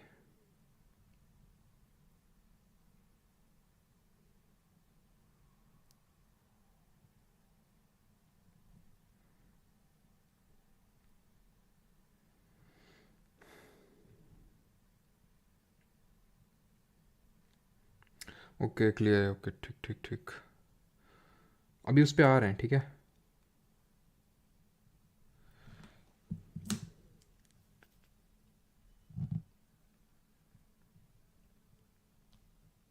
गुड इंडिया वॉइस, बताओ तो, अच्छा ठीक है। अभी एक्चुअली में कमेंट आ नहीं रहे थे आप लोगों के, अभी ठीक है आ रहे हैं। डिप्रेस्ड क्लासेस को समझे का क्या स्टैंडर्ड है, मतलब समझे का क्या स्टैंडर्ड है? आज़ाद हिंद फौज क्या, तभी आ रहे हैं उसी पे, Indian national army Azad Hind फौज पे ही आ रहे हैं, ठीक है। कमेंट भी शिमला में चले गए। चलो सर, आज़ाद कब होंगे? बस करवा रहे हैं, बस 5 मिनट और रुक जाओ, अभी आज़ाद करवाते हैं तुमको, ठीक है। इसीलिए हमने एक अगले साल पे नहीं छोड़ा, सोचा कि इसी साल तुमको आज़ाद करवा दें। अगले साल से फिर संविधान बनाएंगे और पॉलिटी देखेंगे, है कि नहीं। तो इसी साल तुमको आज़ाद करवाने का निर्णय लिया, और इसी क्लास में बस 10 मिनट रुको, अभी आज़ाद करवाते हैं तुमको, ठीक। चलो, तो यहाँ पे हो गया, फुल स्टॉप लगा दिया हमने। अब आते हैं इंडियन नेशनल आर्मी पे, ठीक है। Indian national army and Subhash Chandra Bose. ये इंडिया है, यहाँ पे जापान है। अब जो जापान है इतना भी पास में नहीं है, लेकिन यहाँ पे चलो मैं यहीं पे मैं ड्रॉ कर देता हूँ, ठीक है, ताकि आपको समझने में आसानी हो, ठीक है। यहाँ पे आपका जापान है। अब जो जापान है ये हमें पता है एक्सिस पावर की तरफ है, ब्रिटेन के खिलाफ है, ब्रिटेन यहाँ पे रूल कर रहा है, जापान इनके खिलाफ है। जापान इनके यहाँ पे इनकी जो कुछ कॉलोनीज़ थी ब्रिटेन की, यहाँ पे उसको कॉन्कर कर लिया था। अब यहाँ पे एक पर्सन हुए मोहन सिंह। मोहन सिंह ने जापानीज़ गवर्नमेंट से ये बोला कि देखिए, आपने हमारे लोगों को जेल में बंद कर रखा है। मतलब ये इंडियन आर्मी में मतलब ब्रिटिश आर्मी में इंडियन लोग थे, ब्रिटिश इंडियन आर्मी में इंडियन लोग थे, ये लड़ने गए थे वहाँ पे, ये मतलब जापान से डिफीट कर गए यानी हार गए। तो फिर जापान ने अपने यानी कि जो ब्रिटिश इंडियन आर्मी के जो सोल्जर्स थे उनको कैप्चर कर लिया, जेल में बंद कर दिया। तो मोहन सिंह ने बोला देखिए हम खुद मजबूरी में लड़ रहे हैं उनकी तरफ से, हमें कोई इच्छा नहीं है, मजबूरी में आ रहे हैं आपसे लड़ने। तो ऐसा करिए, जो प्रिजनर ऑफ वॉर्स हैं यानी जिनको आपने प्रिजन में डाल रखा है, जो युद्ध के समय में जो एक कंट्री किसी को मतलब सोल्जर को प्रिजन में डाल देती है उसको हम प्रिजनर ऑफ वॉर बोलते हैं। तो आप उनको हमें दीजिए, हम उससे एक आर्मी सेटअप करेंगे और उसको आपके सपोर्ट के लिए ही लगाएंगे, बिकॉज हमें खुद आज़ाद होना है ब्रिटिशर से। तो जापान ने बोला ठीक है। तो फिर यहाँ से जन्म होता है आज़ाद हिंद फौज, इंडियन नेशनल आर्मी का 1942 में। तो किसने बनाया? मोहन सिंह ने बनाया। बट एक्चुअल में ज़्यादा दिन तक ये चला नहीं पाते हैं। रीज़न ये था कि इनके डिफरेंसेस हो जाते हैं जापानीज़ गवर्नमेंट से। ये बोलते हैं मैं और ढेर सारे लोग प्रिजनर्स ऑफ वॉर दे दो, जापानीज़ गवर्नमेंट मना कर देती, इतने नहीं दे पाएंगे। तो फिर यहाँ पे इनके बीच में डिफरेंसेस आ जाते हैं और इनके खिलाफ इनको भी प्रिजन में डाल देते हैं जो जापानीज़ होते हैं। ठीक है, तो अब इसकी जो लीड है वो सौंपी जाती है रास बिहारी बोस को। ठीक है, रास बिहारी बोस जो पहले ही काफ़ी पहले ही जापान में बैठे हुए थे। ठीक है, जापान में वो भाग गए थे बहुत पहले ही। ठीक है, जब आई थिंक ये काकोरी वगैरह हुआ था उसी के टाइम पे, उससे पहले ही ये जा चुके थे जापान में और वहाँ पे बैठे हुए थे जिन्होंने आईएनए की एक तरह से चेयरमैनशिप ली। बट इनकी भी धीरे धीरे तबीयत बिगड़ने लगी और फिर इन्होंने ट्रांसफ़र किया सुभाष चंद्र बोस जी को। ध्यान रखना ये रास बिहारी बोस को रास बिहारी घोष से कंपेयर मतलब कन्फ्यूज़ नहीं करेंगे, बिकॉज रास बिहारी घोष को हमने पढ़ा था सूरत सेशन जो 1907 में हुआ था, जहाँ मॉडरेट्स और एक्सट्रीमिस्ट अलग अलग हो गए थे। ठीक है, तो वो अलग थे हमारे। तो सुभाष चंद्र बोस को ये अपनी जो है चेयरमैनशिप देते हैं। ठीक है, कब? एक तरह से ये उतना इंपॉर्टेंट नहीं कब देते हैं, बट हाँ वही 1943 का टाइम था जब बोस जी को ये ऑफर दिया जाता है रास बिहारी बोस की तरफ से कि भाई आप क्या लेना चाहोगे, तो बिल्कुल वो एक्सेप्ट कर लेते हैं इसको। ठीक है, और यहाँ तक कि एक विमेन रेजिमेंट भी यहाँ पे मतलब एक फॉर्म करते हैं रानी लक्ष्मीबाई के नाम से। ठीक है, रानी लक्ष्मीबाई के नाम पे एक विमेन रेजिमेंट बनाते हैं इंडियन नेशनल आर्मी में। सुभाष चंद्र बोस के बारे में हमने अभी काफ़ी सारी चीज़ें देखी थी और उनमें से और भी चीज़ें हैं कि इन्होंने मतलब जब ये ऑल इंडिया फॉरवर्ड ब्लॉक बनाई, कांग्रेस से रिज़ाइन कर दिया इन्होंने, तो ये जितने भी डिफरेंट कंट्रीज से वहाँ पे ट्रैवल किया, मतलब बहुत डिफरेंट कंट्रीज़ में ट्रैवल किया। और उनमें से एक कंट्री थी जर्मनी। जर्मनी जो समय वहाँ पे हिटलर का शासन था और वो किस में थी? एक्सिस पावर में थी, ना कि एलाइड पावर में थी। तो जर्मनी में ये हिटलर से मिलते हैं अराउंड 1942 के टाइम पे, और वहाँ पे ये किस नाम से मिलते हैं वो थोड़ा इंपॉर्टेंट हो जाता है, और उनका नाम होता है ऑरलैंडो मज़ोटा। ये नाम रख के मिलते हैं सुभाष चंद्र बोस हिटलर से in the year I think 1942। Year तो 1942 है बट डेट आई थिंक 29 मई थी, नॉट श्योर, बट 1942 ईयर था और मई ही मंथ था वो। ठीक है, जहाँ पे वो हिटलर से मिलते हैं सुभाष चंद्र बोस। देन वो फिर अगेन यहाँ पे फ्लो करते हैं। अगर ये कभी पूछ ले Indian national army Mohan Singh ने कहाँ पे बनाई थी, वैसे तो पूछेगा नहीं, लेकिन अगर फिर भी पूछ ले तो सिंगापुर आंसर होगा ये। ठीक है, प्रिजनर ऑफ वॉर्स लेके। क्लियर है यहाँ तक? अब यहाँ पे कुछ ऐसा होता है कि ब्रिटेन यहाँ पे जापान पे हावी हो जाता है और रफली अगस्त आते आते तक जापान जो है 15 अगस्त आते आते तक पूरी तरह से सरेंडर कर देता है 15 अगस्त को। और एक चीज़, यहीं पे सुभाष चंद्र बोस जी ने नारा दिया था दिल्ली चलो का। दिल्ली चलो मतलब एक्चुअल में जो यहाँ पे अंडमान निकोबार है इसको कैप्चर कर लिया था जापानीज ने और ये बोस जी को ट्रांसफ़र कर दिया था, सुभाष चंद्र बोस जी को, जहाँ पे शहीद द्वीप और स्वराज द्वीप इनका नाम रख दिया था। आज भी ये हमारी प्रेजेंट गवर्नमेंट ने नाम चेंज किए हैं, पहले इनके कुछ नाम और हुआ करते थे, ब्रिटिशर्स के नाम पे थे ये। ठीक है, तो शहीद द्वीप और स्वराज द्वीप ये नेम किया था और उसके बाद ये यहाँ पे अपना स्टेशन बना के दिल्ली चलो का यहाँ पे कैंपेन कर रहे थे और तभी जापान जो है 15 अगस्त को सरेंडर कर देता है, हार जाता है। जापान सरेंडर्ड यहाँ पे। इसलिए जब ये सरेंडर कर दिए तो इंडियन नेशनल आर्मी भी सरेंडर कर गई और 18 अगस्त को mysteriously Subhash Chandra Bose died at a airplane crash. ये माना जाता है कि इनकी डेथ हो गई। ठीक है, जो वियतनाम वाला इलाका है वहाँ पे इनकी डेथ हो गई, ये माना जाता है। अब एक्चुअल में क्या हुआ ये क्लियरली नहीं पता है। ठीक है, दिल्ली चलो का इन्होंने नारा दिया था, इन्होंने तुम मुझे खून दो मैं तुम्हें आज़ादी दूंगा, यानी give me blood I shall give you freedom. ठीक है, ये नारा इन्होंने दिया था, give me blood, I shall give you freedom, I shall give you freedom. और इन्होंने जय हिंद का भी नारा दिया था। And he was the first person to name Gandhi ji as the father of nation, यानी father of nation Gandhi ji को सबसे पहले सुभाष चंद्र बोस जी ने ही बोला था। ठीक, ये चीज़ क्लियर यहाँ तक। और एक चीज़ ध्यान रखना, डू और डाई, करो या मरो का जो नारा है ये गांधी जी ने दिया था क्विट इंडिया मूवमेंट के टाइम पे। ठीक है, डू और डाई का जो नारा है ये गांधी जी ने दिया था क्विट इंडिया मूवमेंट के टाइम पे, भारत छोड़ो आंदोलन के टाइम पे। ठीक है, यहाँ तक किसी का कोई डाउट तो नहीं है। देन हम बढ़ते हैं अपने लास्ट कंपोनेंट की तरफ।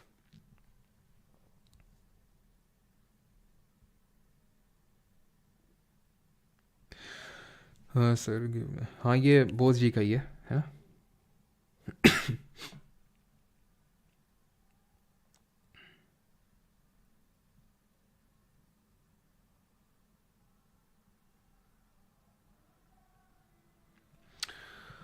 सर कमेंट एकदम फ्रीज क्यों हो जाते हैं यहाँ पे?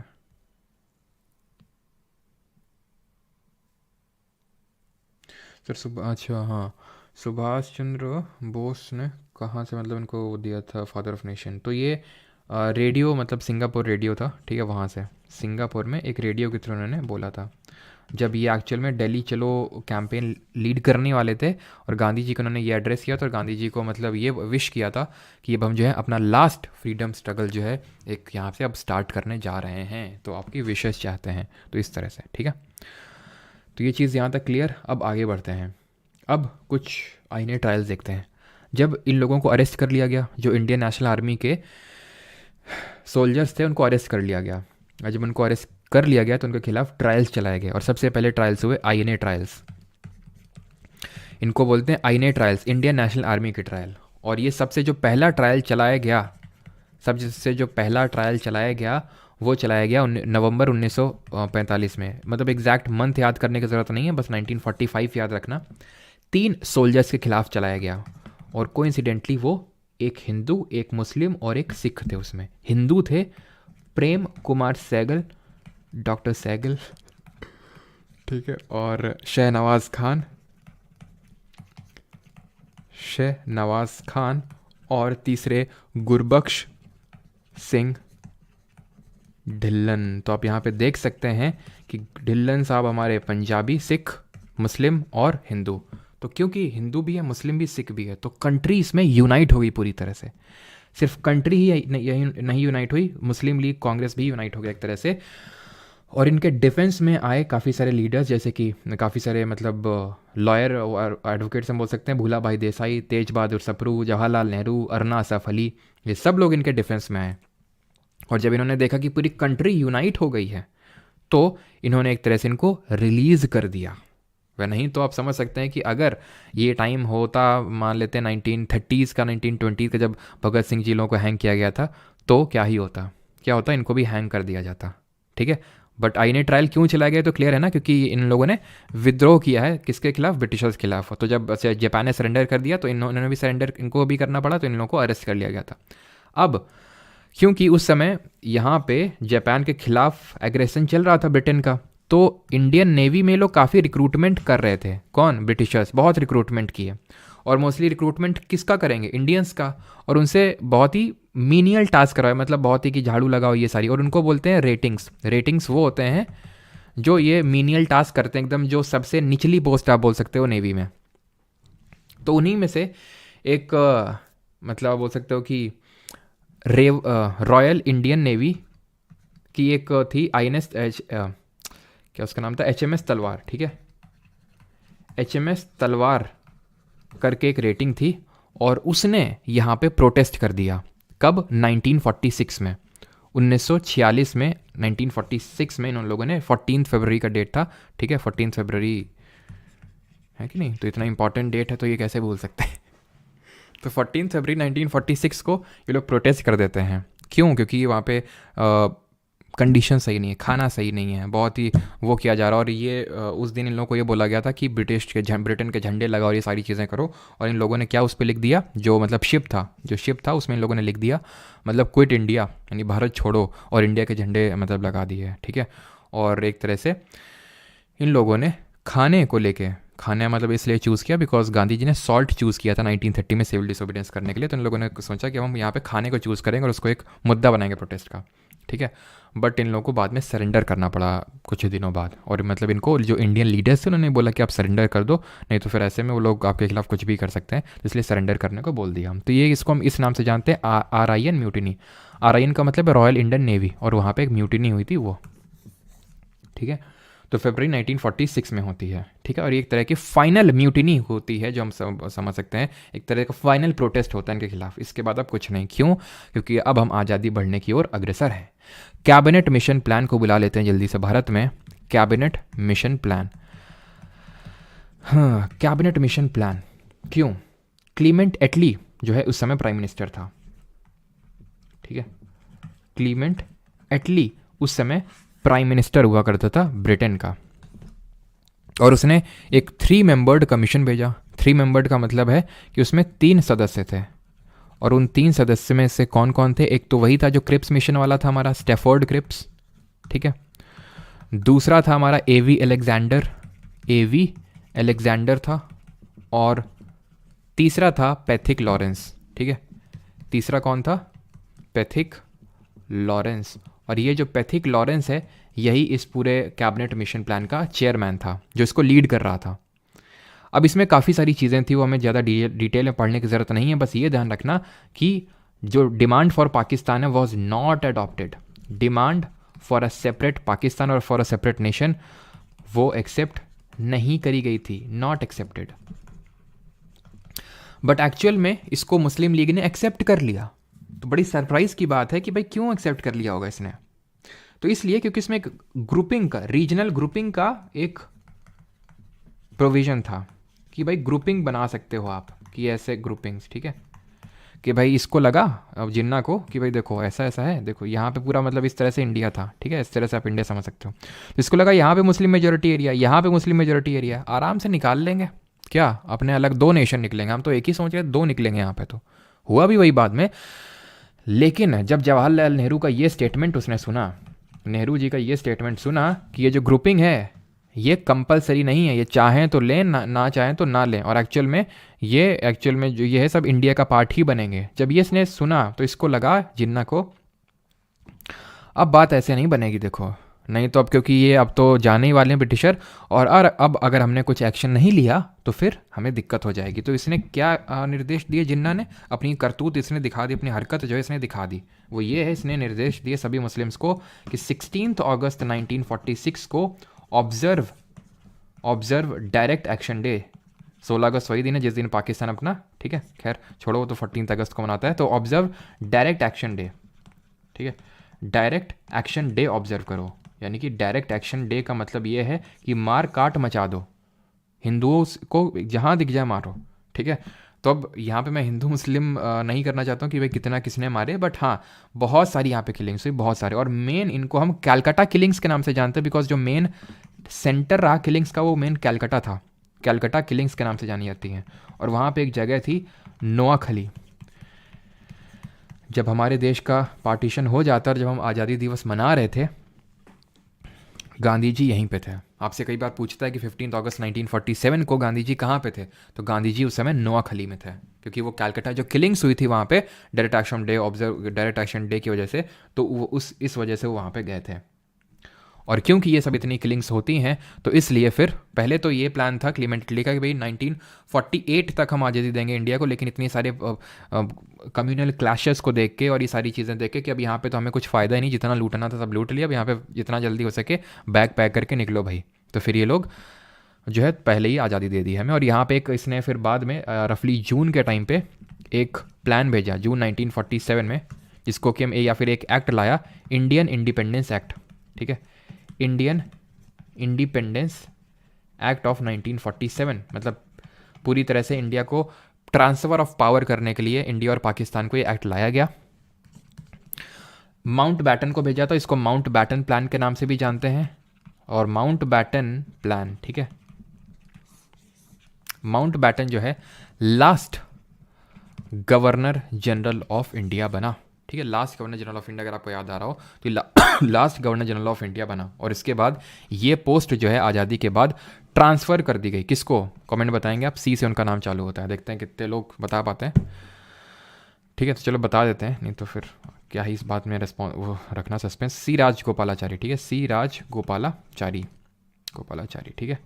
तो ये जो है सी राजगोपालाचारी आज़ाद भारत के पहले गवर्नर जनरल ऑफ इंडिया बनते हैं और आखिरी भी, क्योंकि उसके बाद इस पोस्ट को ख़त्म कर दिया जाता है। तो माउंट बैटन को इसलिए भेजा गया था कि आप पार्टीशन करो और एक तरह से बाउंड्री लाइन डिसाइड करो। बाउंड्री लाइन के लिए तो फिर अलग से कमीशन बैठे थे, बट मेन ये था माउंट बैटन प्लान, इसको हम पार्टीशन प्लान भी बोलते हैं। तो ये ऑफिशियली इससे जो इंडियन यूनियन था उसको दो में ट्रांसफ़र किया गया, इंडिया और पाकिस्तान। और यहाँ से कैसे कंट्रीज़ निकल के आए, एक तो हमारा प्यारा भारत देश निकल के आया, और ये गंदा सा देश पाकिस्तान निकल के आया, और ये एक और ये वेस्ट पाकिस्तान कहलाया, और ये ईस्ट पाकिस्तान कहलाया, जिसको कि अभी हम बांग्लादेश के नाम से जानते हैं। क्यों?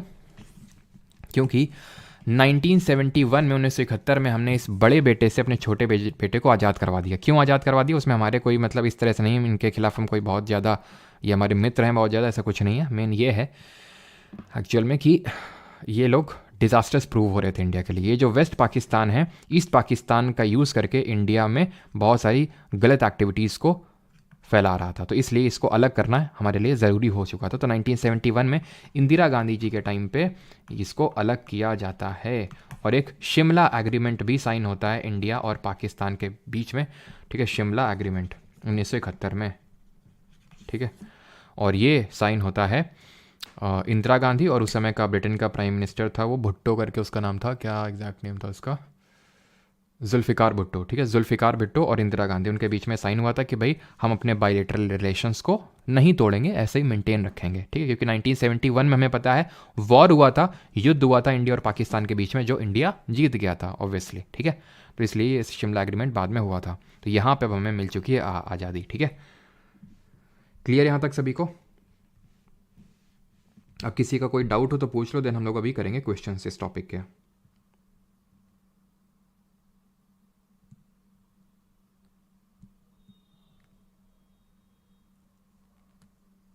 डू और डाई दिया था गांधी ने, हम लोगों ने देख लिया ना। अच्छा, डू और डाई क्यों दिया था गांधी ने? डू और डाई क्यों दिया था शिवन ने? इसलिए दिया था क्योंकि अब करो या मरो, यानी कि अब लास्ट है, ये टेम्पो भी बिल्ड हो चुका है, सही मौका भी है, अब अगर नहीं कर पाए तो फिर नहीं कर पाओगे, तो या तो करो या मरो, ऐसा मतलब ये है। करो, हम कब यूज़ करते हैं, अभी भी तो यूज़ करते हैं डू और डाई, है ना, कि डू और डाई मैच है इंडिया के लिए, अगर नहीं परफॉर्म किया तो फिर बाहर हो जाएगा टूर्नामेंट से, इस तरह। Subhash Chandra Bose died in which year? तो मैंने बताया तो 18 अगस्त 1945 को।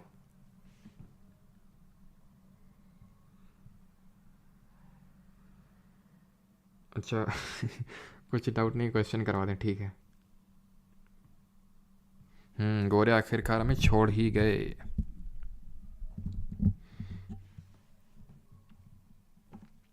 वो बैटल अब नहीं देखेंगे, ठीक है, वो तो मैंने 1971 वाला इसलिए बता दिया बिकॉज यहाँ पे हम लोग उस चीज़ को कर रहे थे, ठीक है। चलो भाई, तो अब वक्त आ गया है क्वेश्चंस को अटेम्प्ट करने का। करा जाए क्वेश्चंस को अटेम्प्ट। अब क्वेश्चंस करते हैं। क्वेश्चंस हम लोग के बहुत सारे पेंडिंग हैं, और वो क्वेश्चंस अब हम करेंगे एक एक करके। जल्दी जल्दी करिए। फिज़िक्स नहीं हुआ सर? अच्छा, फिज़िक्स नहीं हुआ विशाल तिवारी। अभी हम HC वर्मा और DC पांडे, और ये तुम अभी रुको, तो क्या क्या तुमको पढ़ाएंगे अभी फिज़िक्स में हम? गांधी जी को किसने मारा? अच्छा बहुत तेज हो रहे हो। तो गांधी जी को नाथूराम गोडसे ने मारा था, है ना? कब मारा था? 30 जनवरी को मारा था, दिल्ली में उनकी तय हुई थी। और गांधी जी का जो समाधि स्थल है उसको हम राजघाट के नाम से जानते हैं। जो गांधी जी का समाधि स्थल है उसको हम राजघाट के नाम से जानते हैं। और एक्चुअल में गोडसे ने ये बोला था कि जब मैं मर जाऊं तो मेरी अस्थियां जो हैं वो मतलब पानी में ना फेंकी जाए, फिर कुछ भी ना किया जाए। जब इंडिया और मतलब जब रीयूनियन हो जाए, जो पाकिस्तान अलग हुआ, जो कि एक्चुअल में बांग्लादेश भी है उसी में आता है, तो तब मेरी अस्थियों को इंडस रिवर में, सिंधु रिवर में जो है फेंका जाए। ये उसके फाइनल वर्ड्स हैं। तो ऑप्शन नंबर ए आंसर होगा 1869, 2 अक्टूबर 1869 पुतली बाई का मदर का नेम था और जो करमचंद इनके फादर का नाम था। ठीक है, अगला क्वेश्चन है, जल्दी जल्दी क्वेश्चन करेंगे बिकॉज काफ़ी क्वेश्चन है। ठीक है, क्वांटम फिजिक्स करवाएंगे, तुम चिंता क्या कर रहे हो, क्वांटम फिजिक्स, मॉडर्न फिजिक्स, इतना फिजिक्स करवाएंगे तुमको कि तुम सोचोगे कहाँ हम आ गए एसएससी में, फिर से 12th का फॉर्म भरते हैं और जेई का पेपर देते हैं। Which of the following Indian freedom fighter said that be the change you wish to see in the world? किसने बोला था? ये गांधी जी ने बोला था कि जो चेंज आप देखना चाहते हैं विश्व में, पहले वो खुद अपने अंदर लाइए। बात तो सही है। डू और डाई का स्लोगन किसने दिया था? करो या मरो का किसने दिया था? बाल गंगाधर तिलक। अभी देखा, मतलब इसमें टाइम नहीं लगना चाहिए कि हम ऑप्शन पढ़ूँ। ऑप्शन नंबर ए बाल गंगाधर तिलक, बी, हाँ हम डिस्कस कर चुके, हम कर सकते हैं बाल गंगाधर तिलक के रिगार्डिंग कि इनको लोकमान्य के नाम से जानते हैं।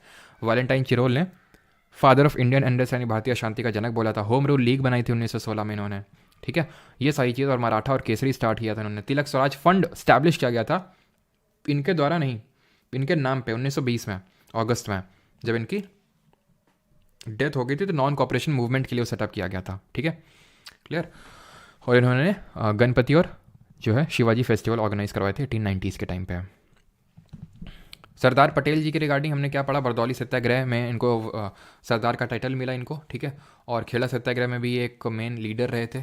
ठीक है, अगला क्वेश्चन है ऑप्शन नंबर सी इसका सही आंसर हो जाएगा, महात्मा गांधी। ठीक है, अगले क्वेश्चन पे आते हैं। In the dash Sarojini Naidu persuaded Mahatma Gandhi to allow women to join the movement? तो किस मूवमेंट में सरोजिनी नायडू ने परसुएट किया था गांधी जी को कि भाई वेमेंस को भी अलाउ करिए मूवमेंट ज्वाइन करने के लिए? QIM, चंपारण, सॉल्ट सत्याग्रह, फिर नॉन कॉपरेशन मूवमेंट? तो ये एक्चुअल में था CDM, सरोजिनी नायडू। अगर आपको याद आ रहा हो, सिविल डिसोबीडियंस मूवमेंट को लीड करी थी कहाँ से? धारसाना से। ठीक है, धारसाना से इन्होंने लीड किया था गुजरात में, मैंने कल भी बताया था, जो कि डांडी के पास पड़ती है जगह। तो आंसर क्या होगा? सॉल्ट सत्याग्रह। कब स्टार्ट हुआ था ये जल्दी से बताएंगे? 12 मार्च को स्टार्ट हुआ था। कब तक चला था? 6 अप्रैल तक चला था। कितने डेलीगेट्स थे गांधी जी के साथ? 78 थे। साबरमती से लेकर डांडी तक का मार्च निकाले थे गांधी जी। ठीक है, आगे बढ़ते हैं। In which of the following years did Subhash Chandra Bose refer to Mahatma Gandhi as the father of nation? यानी कि निम्नलिखित में से किस वर्ष सुभाष चंद्र बोस ने महात्मा गांधी को राष्ट्रपिता कहा था?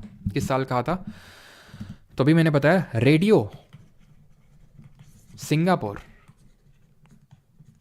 1944। ऑप्शन नंबर, ये तो होगा नहीं ऑप्शन, बिकॉज 1939 में तो वो वहीं पे थे। ठीक है, तो आंसर होगा यहाँ पे 1944। ठीक है, ऑप्शन नंबर बी आंसर होगा। अगला क्वेश्चन है ये, आफ्टर डैश नहीं 42 नहीं होगा, 1944 ही होगा सिंगापुर में। ठीक है, आप चेक भी कर सकते हो अगर आपको डाउट है तो। After dash Mahatma Gandhi called off the non cooperation movement? Gandhi ji ने क्यों असहयोग आंदोलन को वापस ले लिया? हम सभी जानते हैं, चौरी चौरा हत्याकांड हुआ था। ठीक है, ऑप्शन नंबर बी। कब हुआ था? 1922 में। मुझे लगा भूत आ गया। Question number 7, the all India Khilafat conference in November 1999 took place at? क्योंकि आज मैं हूँ अकेला और मुझे लग रहा है डर एकदम, मुझे बार बार लग रहा है पीछे से भूत आ गया। तुम लोग डराते रहते हो ना सर, भूत की कहानी सुनाओ।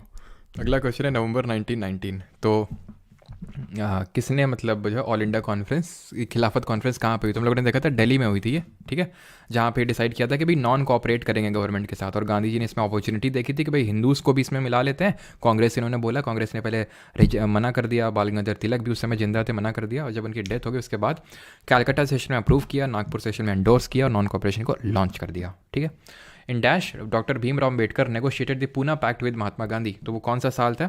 1932, 30, 33 या फिर 31? तो सही आंसर क्या होगा? सही आंसर होगा ऑप्शन नंबर ए 1932, 1932। अगला क्वेश्चन है ये, who among the following called Netaji Subhash Chandra Bose a patriot of patriots? बताओ।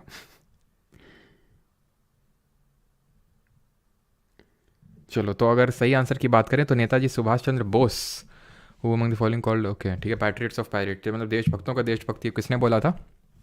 गांधी जी ने बोला था। ठीक है, चित्तरंजन दास जी हैं बोस जी के गुरु थे। ठीक है, बोस जी के पॉलिटिकल गुरु थे, राजनीतिक, जैसे कि महात्मा गांधी के कौन थे? जल्दी से आप बताएंगे कमेंट में। अगला क्वेश्चन है 10th नंबर, the pact signed between Indian national Congress and all India Muslim League in 1916? कितना आसान है, 1907 में स्प्लिट हुआ, सूरत स्प्लिट, और 1916 में लखनऊ सेशन में पैक्ट साइन हुआ, जहाँ पे इन लोगों ने ज्वाइंट डिमांड्स रखी, और उन ज्वाइंट डिमांड्स को, उनमें से कुछ डिमांड्स को government of India act 1919 Montagu Chelmsford reforms में अडॉप्ट किया गया, माना गया। 11th, who among the following founded the Swaraj party 1923? अब अगर तुमने गलत कर दिया ना, सही बता रहे इंस्टाग्राम की कसम तुमको फिर उठवा लेंगे तुम्हारे घर से। आज ही हमने रील डाली है, ठीक है, इंस्टाग्राम पे, और बहुत मेहनत लगती है उसमें, तो इस वजह से थोड़ा तो उसका इज्जत करो। और आंसर क्या होगा इसका? सी आर दास और मोतीलाल नेहरू। इसके पहले प्रेसिडेंट थे सी आर दास और मोतीलाल नेहरू पहले सेक्रेटरी थे। हमने ये देखा था कि 1922 में जब वापस ले लिया था असहयोग आंदोलन को, नॉन कोऑपरेशन मूवमेंट को गांधी जी ने, तो एक पॉलिटिकल वैक्यूम क्रिएट हो गया था कि करें तो करें क्या, बोलें तो बोलें क्या। तो फिर कुछ ने बोला कि हम बॉयकॉट को कंटिन्यू रखते हैं, जो काउंसिल्स का बॉयकॉट कर रहे थे, और एक बोलते हैं कि नहीं इसको एंट्री करते हैं।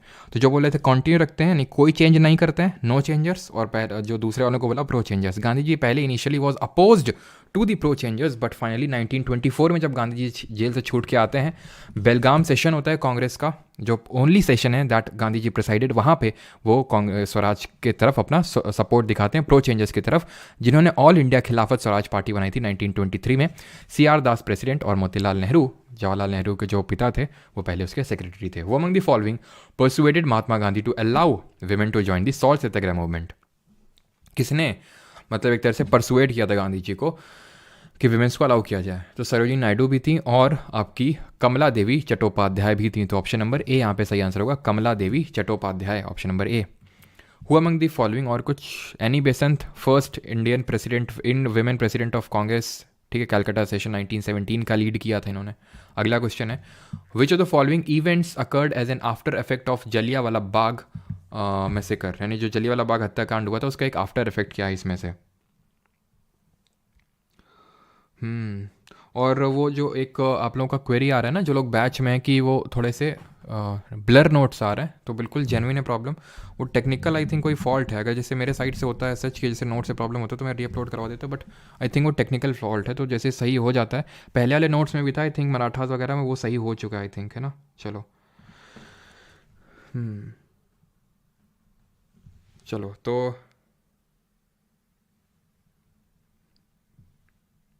अगले क्वेश्चन पे आते हैं। तो who among the following, which of the following events occurred as an after effect of the Jallianwala Bagh massacre? निम्नलिखित में से कौन सी घटना जलियांवाला बाग नरसंहार के बाद के प्रभाव के रूप में घटी?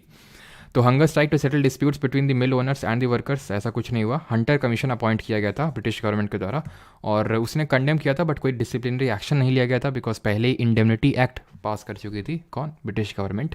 और हमें पता है कि इसका आफ्टर इफेक्ट ये भी था कि जलियांवाला बाग हत्याकांड के बाद जो 13 अप्रैल को हुआ था, क्यों हुआ था, और उधम सिंह के रिगार्डिंग एक मैं रील भी बनाने वाला हूँ जल्दी, ठीक है, क्योंकि उन्होंने काफ़ी अच्छा काम किया था। उन्होंने क्या अच्छा काम किया था कि माइकल डायर की हत्या करी थी। वैसे इसके लिए रिस्पॉन्सिबल रेगिनाल्ड डायर था जलियांवाला बाग हत्याकांड के लिए। तो आफ्टर इफेक्ट में हमें दो इंपॉर्टेंट चीज़ें याद रखनी है। एक तो गांधी जी ने केसरे हिंद की उपाधि जो उनको साउथ अफ्रीका में मिली थी उसको लौटा दिया, और रविंद्रनाथ टैगोर ने अपने नाइटहुड की उपाधि वापस कर दी थी। तो ये इंपॉर्टेंट चीज़ हुई थी, ठीक है। अगले क्वेश्चन पे पढ़ते हैं। और अरेस्ट किसकी हुई थी? जिसके ऐसे लोग इकट्ठा हुए थे, और वो बैसाखी का भी दिन था 13 अप्रैल। मेन ये था कि सैफुद्दीन किचलू और डॉक्टर सत्यपाल की अरेस्ट हुई थी। वो जो रॉलेट सत्याग्रह हुआ था, एंटी रॉलेट मतलब रॉलेट एक्ट के खिलाफ जो रॉलेट सत्याग्रह हुआ था, उसमें उन लोगों की अरेस्ट हुई थी, जिसको कि ब्लैक एक्ट बोला था गांधी जी ने। Who among the following was the leader of खिलाफत मूवमेंट? का लीडर कौन था? मौलाना अली, शौकत अली, ये सब लीडर थे। और कौन था? हसरत मोहनी, मौलाना अबुल कलाम आज़ाद, जो कि हमारे देश के पहले एजुकेशन मिनिस्टर और कांग्रेस के यंगेस्ट प्रेसिडेंट भी रहे थे eight the age of 35। Bhagat Singh 1926 Punjab नौजवान भारत सभा, 1928 सॉन्डर्स की हत्या, 1929 Bombay central legislative assembly, 1931 23 March was hanged. ठीक। ज्योतिबा फूले 1873 क्या बनाया था उन्होंने? जल्दी से बताइए। सत्य शोधक समाज बनाया था, और गुलामगिरी और सार्वजनिक सत्य धर्म इनकी किताबों का नाम है। In which year did Mahatma Gandhi first introduced a nation wide satyagraha in India? पहला नेशन वाइड, पहला इंपॉर्टेंट है, पहला नेशन वाइड सत्याग्रह। तो देखिए 1915 में तो 9 जनवरी को गांधी जी वापस ही आए थे साउथ अफ्रीका से, प्रवासी भारतीय दिवस। 1917 चंपारण, 1918 अहमदाबाद मिल स्ट्राइक, 1918 खेड़ा सत्याग्रह, ठीक है। बैक टू बैक उन्होंने 3 हिट्स मारे, और उसके बाद बट ये ऑल इंडिया नहीं थे। चंपारण बिहार में लिमिटेड था ये। 1988 1918 अहमदाबाद, खेड़ा अगेन, खेड़ा गुजरात में पड़ता है, तो ऑल इंडिया नहीं था। ऑल इंडिया 1919 में रॉलेट एक्ट के खिलाफ जो है पहला नेशन वाइड सत्याग्रह इन्होंने ऑर्गेनाइज किया था। क्लियर? आगे बढ़ते हैं। Which of the following is not a reason for showing down showing down the, okay चलो पढ़ लेते हैं statements. Due to the absence of alternative Indian institution, boycott of British institution propose a problem. Leaders of movement shifted their focus toward domestic work, thus created a void. Many lawyers resigned, but then absence of income for a longer period of time compelled them to rejoin. Khadi cloth was often the more expensive in the mass-produced mill cloth, and poor people could not afford it. Question I think showing का मतलब क्या है? Which is not even for showing down the. I think answer मतलब statement पढ़ के जो मुझे थोड़ा सा लग रहा है आंसर यहाँ पे ऑप्शन नंबर डी होना चाहिए, बट मुझे कंफर्म करना पड़ेगा कि ये शोइंग एक्चुअल में था क्वेश्चन में कि टाइपिंग मेरे इसमें मिस्टेक है कुछ. वैसे आंसर तो डी होना चाहिए अगर सारी चीज़ें सही हैं तो, ठीक है. बाकी इसको मैं स्किप करना चाहूँगा. Question number 17.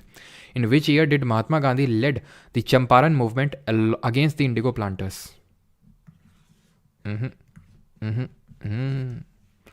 In which year did Mahatma Gandhi arrived in India? अगला question 19th. In which year did Mahatma Gandhi led a successful mill workers? तो ये सब बताने की जरूरत नहीं, एकदम खटाखट आंसर आने चाहिए आपके, ठीक है. 17 में चंपारण, 18 में अहमदाबाद और खेड़ा दोनों हुए थे. After Mahatma Gandhi's release from prison in January 1931, Congress leaders met at. कहाँ पे कांग्रेस लीडर जो है मिले थे 1931 में, जब उनकी रिलीज़ हो गई थी प्रेजेंस. रिलीज़ क्यों करी थी, किसने करी थी? इरविन ने करवाई थी ताकि पैक्ट साइन करवा सके. पैक्ट साइन हुआ था, इरविन ने कुछ गांधी जी की डिमांड मानी, गांधी जी ने कुछ इरविन की डिमांड मानी. गांधी जी ने क्या डिमांड मानी कि सेकंड राउंड टेबल कॉन्फ्रेंस जो दूसरी गोलमेज सम्मेलन है उसमें हिस्सा लेंगे और सीडीएम को अभी के लिए सस्पेंड कर देंगे. और इरविन ने क्या माना था कि जो लोग कन्विक्टेड नहीं है वायलेंस उनको रिलीज़ किया जाएगा, सॉल्ट मेकिंग के राइट्स दिए जाएंगे, और जिनकी प्रॉपर्टी सीज करी गई थी अभी थर्ड पार्टी को सेल नहीं करी गई है तो उसको भी वापस कर दिया जाएगा, ठीक है. बट उसके बाद हमें पता है कि इस गांधी इरविन पैक्ट को एंडोर्स करने के लिए और सेकेंड राउंड टेबल कॉन्फ्रेंस में पार्टिसिपेट करने के लिए एक सेशन होता है.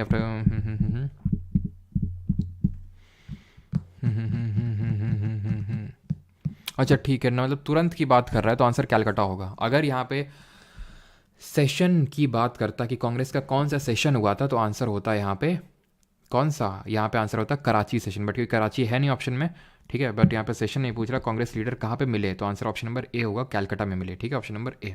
अगले क्वेश्चन पे आते हैं 21. In which of the following years was the civil disobedience campaign completely ceased? Completely full stop लग गया सीडीएम पे सविनय अवज्ञा आंदोलन. 1917 में तो लग ही नहीं सकता है सर. 1917 में हमें पता है चंपारण था, और चंपारण को हम फर्स्ट सीडीएम भी बोलते हैं, लेकिन फर्स्ट सीडीएम वो झलकी देखने को मिली थी सीडीएम की. एक्चुअल सीडीएम तो स्टार्ट हुआ था 1930 को 12 मार्च को सॉल्ट दांडी मार्च के साथ, सॉल्ट सत्याग्रह के साथ, ठीक है. तो ये भी ऑप्शन नहीं आंसर हो सकता. 1943 तो ये क्विट इंडिया मूवमेंट यहाँ तक तो चालू हो गया था, तो उसकी भी कोई वो नहीं है, ठीक है. ऑप्शन नंबर बी यहाँ पे सही आंसर होगा. 1934 तक पूरी तरह से ये सीज कर गया था, रुक गया था, खत्म हो गया था. Who among the following called freedom fighters hoisted the Indian flag at the Goalika tank मैदान in Mumbai during the Quit India movement? Who among the following called, अच्छा मतलब हाँ ठीक है, इनमें से किसने ग्वालिका टैंक मैदान में मुंबई में क्विट इंडिया मूवमेंट के टाइम पे इंडियन फ्लैग होस्ट किया था? तो आपको पता है कि पहले दिन ही सब लोगों की अरेस्ट हो गई थी. बच्ची मेनली कौन थी लीड कर रही थी? अरुणा असफ अली, जो प्रिसाइड करी थी कांग्रेस वर्किंग कमेटी की, ठीक है. तो ऑप्शन नंबर ए यहाँ पे सही आंसर होगा, अरुणा असफ अली. और हमने एक और नाम पढ़ा था जिन्होंने, उषा मेहता, ठीक है, उन्होंने क्या स्टार्ट किया था? अंडरग्राउंड रेडियो, है ना. एक सेकेंड. और कल आप लोगों की क्लास होगी करंट अफेयर की 9 बजे, ठीक है. कल करंट अफेयर की क्लास है 9 PM पे, आप लोगों को पता है ना, 9 बजे कल क्लास है. रोशन कुमार पूछ रहे हैं फिजिक्स की क्लास कब होगी. मैं बता तो रहा हूँ बेटा, तुम्हें फिजिक्स ऐसा पढ़ाऊंगा ना, अभी रुक जाओ तुम, बस खत्म तो होने दो इसको. ऐसा फिजिक्स पढ़ाऊंगा ना तुम्हें कि तुम HC वर्मा को चैलेंज करोगे सीधे जाके. In the context of Indian freedom movement which of the following years is correctly paid with the event that took place that year? मतलब कौन सा सही है इसमें से, ये आपसे पूछ रहा है. Happy anniversary. अच्छे सुबह नहीं होगा कल, ठीक है, भूत आ गया. अच्छा तो कल सुबह नहीं होगा, कल रात को होगा 9 बजे, ठीक है, क्योंकि रात को मुझे डर लगता है, तो इसलिए तुम लोगों के साथ जो है मैं सेशन कर लूँगा, तो फिर डर नहीं लगेगा मेरे को, है ना. तो 1915 में, और हम लोग साथ में 12 बजे तक क्लास करेंगे कल, है ना. Gandhi ji return from South Africa, बिल्कुल सही है. 1944 में क्रिप्स मिशन नहीं आया था, 1942 में आया था. फर्स्ट राउंड टेबल कॉन्फ्रेंस 1930 में हुई थी लंदन में, दूसरी 1931 में और तीसरी 1932 में. और क्विट इंडिया रेजोल्यूशन 1945 में नहीं 1942 में अडॉप्ट किया गया था. Question number 24. कल रिवीजन नहीं होगा, कल करंट अफेयर की क्लास होगी रात को, in which of the following years Motilal Nehru along with 8 other Congress leaders drafted a constitution for India? कब ड्राफ्ट किया था कॉन्स्टिट्यूशन? तुम्हें पता है साइमन कमीशन कब आया था? 1927 में नहीं, 1927 में तो बना था, 28 में आया था। साइमन गो बैक के नारे लगे थे, साइमन चला जा, आगे का शब्द मैं नहीं बोलूँगा, ठीक है? तो साइमन गो बैक के नारे लगे थे, और जब ये नारे लगे थे तो सभी ने यूनानिमसली इसका अपोज किया। और जब बर्किनहेड उस समय जो उस समय बर्किनहेड जो सेक्रेटरी हुआ करता था इंडिया का, उसने क्या बोला? उसने बोला कि देखो, तुम इंडियंस कुछ नहीं कर सकते हो, तुम कॉन्स्टिट्यूशन खुद का नहीं बना सकते हो, इसीलिए तो साइमन कमीशन में अपॉइंट करना पड़ा। और तुम लोग विरोध क्यों कर रहे थे? बिकॉज इस 7 मेंबर्स थे, इसमें 7 सदस्य थे और सारे अंग्रेज थे, यानी ऑल वाइट कमीशन था। तो फिर इस चैलेंज को एक्सेप्ट करते हुए मोतीलाल नेहरू की चेयरमैनशिप में एक तरह से छोटी कमेटी का गठन हुआ, और इन लोगों ने नेहरू रिपोर्ट दी 1928 में। जिन्ना भी जल्दी से कूद के आया और उसने भी अपने 14 पॉइंट्स दे दिए, ठीक है? और एक चीज़ ध्यान रखना, जिन्ने को कायदे आज़म के नाम से जाना जाता है, कायदे आज़म, क्योंकि कायदे में रहता नहीं था ये, ठीक है? तो इसको सब बोलते थे कायदे में रहा करो जिन्ना, तो इसका वहीं से नाम पड़ गया कायदे आज़म। Who among the following was the only martyr of the quit India phase of the freedom movement who was hanged? तो एकमात्र जिनको जो हैंग किया गया था, परमार जीएस। अच्छा, हैप्पी बर्थडे बताते हैं अभी, तुमको रुक जाओ। सिट स्ट्रेट, ये बात सही बताई। चलो, तो who among the following was the only martyr, तो ये थे हमारे असम से, जिनका नाम था 40 से हम लोग, तो आंध्र प्रदेश से हम बाद में देखेंगे, पॉलिटी में ही आएंगे। आंसर होगा कुशल कुंवर, कुशल कुंवर आंसर होगा इसका, ऑप्शन नंबर सी। ये नाम हम लोगों ने नहीं देखा था, ध्यान रख लीजिएगा, इंपॉर्टेंट है, ठीक है?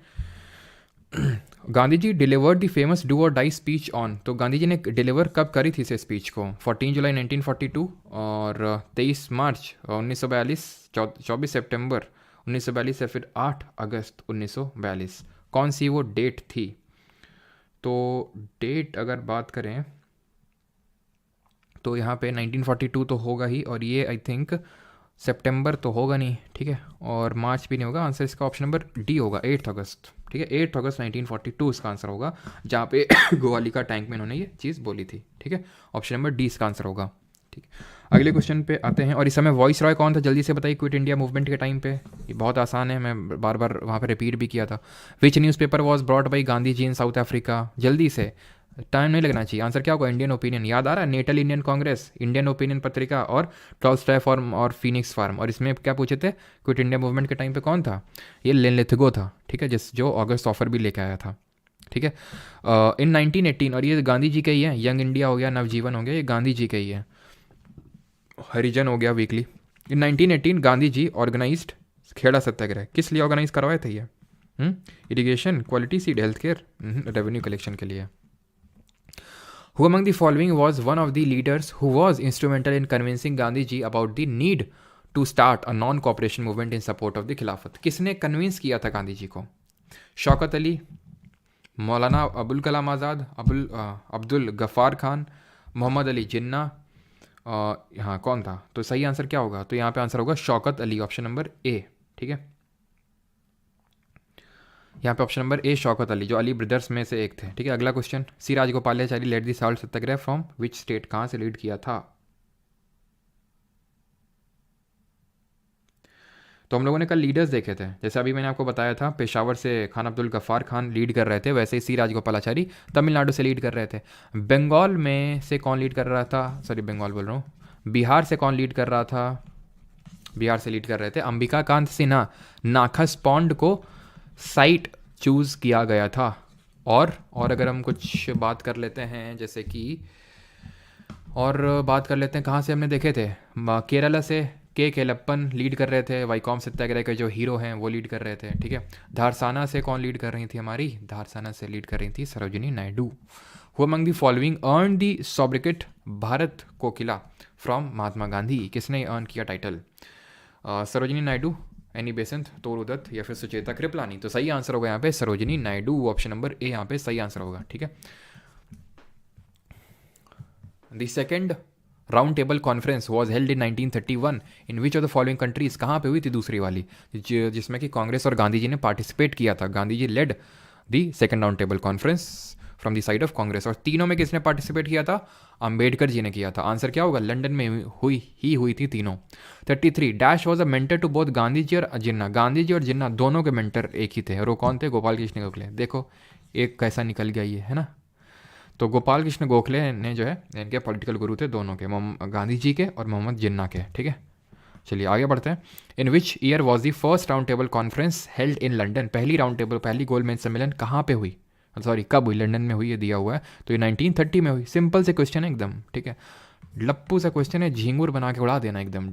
Who before going to the gallows had expressed his desire for keeping his ashes intact till India is reunited and throwing them into the Indus River? अभी बताया था थोड़ी देर पहले कि मेरे अस्थियों को मत बहाना, उनको तब तक संभाल के रखना जब तक इंडिया को रीयूनाइट ना कर दिया जाए।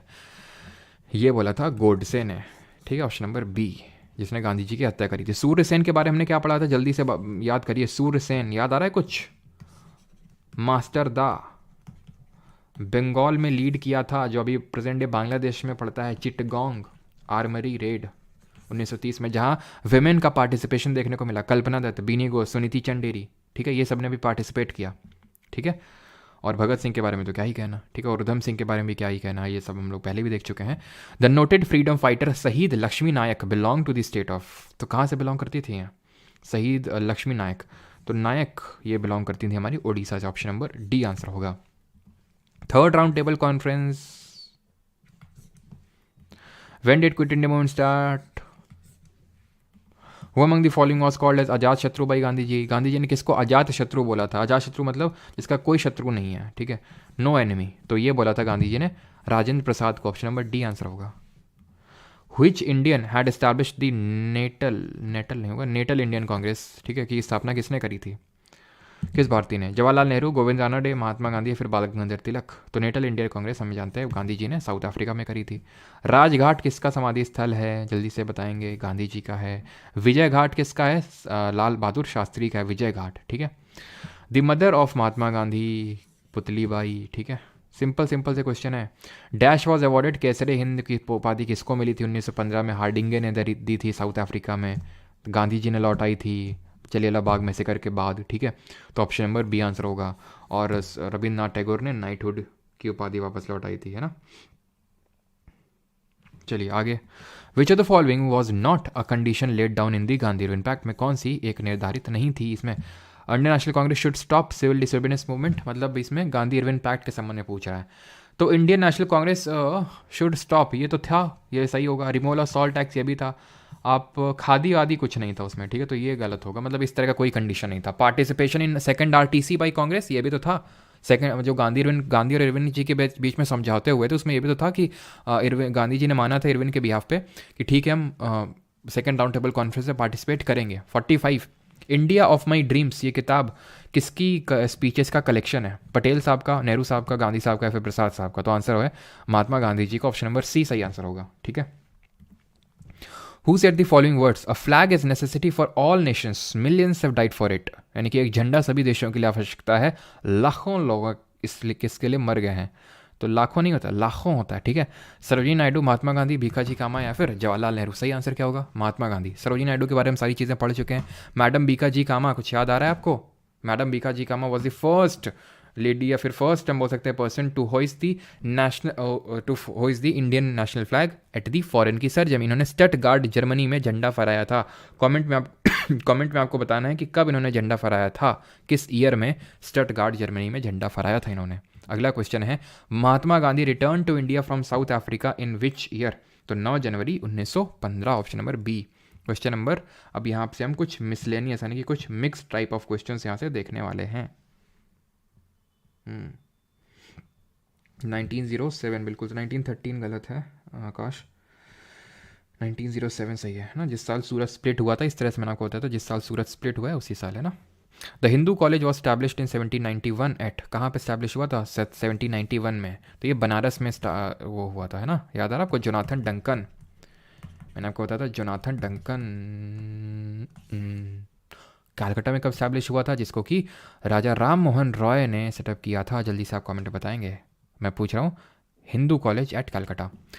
इन which of the following years was first train run in India, पहली ट्रेन कब शुरू हुई थी? 1853 में हुई थी। किसके बीच में हुई थी? ये हुई थी बॉम्बे टू थाने। कौन था इस समय गवर्नर जनरल? था डलहौजी। डलहौजी के टाइम पे और क्या क्या हुआ? इसके टाइम पे पोस्टल सर्विस स्टार्ट हुई, इसके टाइम पे डॉक्ट्रिन ऑफ लैप्स आया था, ठीक है। 1817 बिल्कुल सही, कलकत्ता में हिंदू कॉलेज सेटअप हुआ था, ठीक है। तो इसके टाइम पे हड़प नीति आई थी, डॉक्ट्रिन ऑफ लैप्स, और उसमें सबसे पहले किसको कॉन्कर किया था? सतारा, संबलपुर, जैतपुर, इनको, ठीक है। तो सतारा सबसे पहले आया था, 1848 में लाया था डॉक्ट्रिन ऑफ लैप्स को, हड़प नीति को, ठीक है। तो ऑप्शन नंबर ए आंसर होगा 1853। A history of British India is a work published by, British Bharat का इतिहास ये किसके द्वारा प्रकाशित एक कार्य है? कैनिंग, डलहौजी, मिल या फिर Hastings? A history of British India, तो हिस्ट्री ऑफ ब्रिटिश इंडिया है जेम्स मिल की किताब। ऑप्शन नंबर सी यहाँ पे सही आंसर है, history of British India, James Mill. 50th question, और तक यहाँ से हमारा लगता है Warren Hastings became the first governor general of Bengal in which year? पता है तो ठीक है, नहीं पॉलिटी में भी पढ़ेंगे, वैसे तो मैंने बताया है हिस्ट्री में भी कि 1773 में एक रेगुलेटिंग एक्ट आता है सबसे पहले, और उसमें गवर्नर ऑफ बंगाल को गवर्नर जनरल ऑफ बंगाल की पदवी दी जाती है, और वहाँ से उस समय जो गवर्नर ऑफ बंगाल होता है वो हेस्टिंग होता है, इसलिए वहाँ से वो पहला गवर्नर जनरल ऑफ बंगाल भी बन जाता है, ठीक है। अगला क्वेश्चन ये है, ठीक है। मैं सभी को 10-15 सेकंड के लिए ये बोलूँगा कि आप अपनी स्क्रीन से थोड़ा सा आँखों को काफ़ी दूर पॉइंट आउट करिए और थोड़ा सा ब्लिंक कर लीजिए, ठीक है। अब उसका रीज़न आपको बताऊँगा अभी, ठीक है। पहले मैं भी दूर देख के ब्लिंक कर लेता हूँ।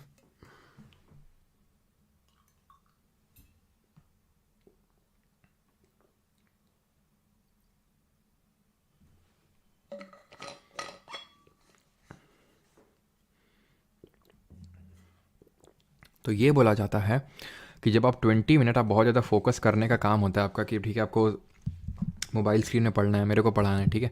तो 20 मिनट्स के बाद आपको 20 सेकेंड्स के लिए 20 फीट दूर देख के फोकस करना है, मतलब कि फोकस इन द सेंस कि करना है, और 20 बार आपको अपनी आँखों को, पलकों को झपकाना है। उससे ये होता है कि एक तरह का जो हमारी आँखें, उनमें जो फ्लूइड जो मेंटेनेंस है वो सही हो जाता है ना, और हमारी आँखें जो हैं ख़राब नहीं होती हैं। ये चीज़ें मैं इसलिए करवाता रहता हूँ आपसे बीच में कि डीप डी दी सारी चीज़ें, कि भाई मेरा काम सिर्फ पढ़ाना नहीं है, ठीक है। जान है तो जहान है, सिंपल से फ़िलासफ़ी है, और आँख वही चीज़ है जिससे आप सारी खूबसूरत चीज़ें देखते हैं, है ना। तो वो खूबसूरत चीज़ें अगर आपको देखनी है हमेशा जीवन भर के लिए, तो आपकी आँखों का सह रहना बहुत ज़रूरी है। आप सोचिए, आप 5 मिनट आँखें बंद करके देखिए, आपकी, है ना, आपको समझ में आ जाएगा आँखों की इंपॉर्टेंस। तो एसएससी उतना इंपॉर्टेंट नहीं है जितने की आँखें इंपॉर्टेंट हैं। ठीक है। तो सब्सिडियरी अलायंस की अगर बात करें तो 1798 में, गानों का एकदम माहौल चल रहा है, ठीक है, सब एकदम बजा बजा के निकल रहे एकदम। 70 अभी जबकि 31st भी नहीं आज, तो 1798 सब्सिडियरी अलायंस आता है। कौन लाता है? वेलेजली। कॉन्सेप्ट कौन इंट्रोड्यूस करता है? डुप्ले। बट इसको 1798 में वेलेजली बहुत ही मास लेवल पे लॉन्च करता है, which was the first state जो कि इसके अंडर में आया था। अवध आया था 1801 में, और हैदराबाद ने सबसे पहले एक्सेप्ट किया था, हैदराबाद ने 1798 में। मैसूर 1799, ठीक है, 1799, और 1799 में ही मराठास ने भी इसको एक्सेप्ट कर लिया था, बट बाद में उनको पता चला कि उनके साथ तो गेम हो गया, देन फिर उन्होंने वॉर छेड़ दिया। Based on Macaulay's minute the English education act was introduced in, तो इंग्लिश एजुकेशन एक्ट ये कब इंट्रोड्यूस हुई थी? तो ये इंट्रोड्यूस हुई थी 1835 में। ऑप्शन नंबर बी यहाँ पे सही आंसर होगा, ठीक है।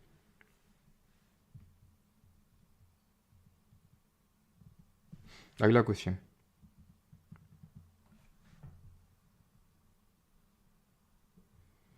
वो जी 20 भूत वाला इंसिडेंट भूल तो नहीं गया। चलो, who among the following repeal the vernacular press act, तो किसने रिपील किया था? रिपन ने, ठीक है। ये भी आसान सा क्वेश्चन है। रिपील तो ये 1882 होगा, ठीक है। 1882 में रिपील हुआ था ये, 1878 में आया था।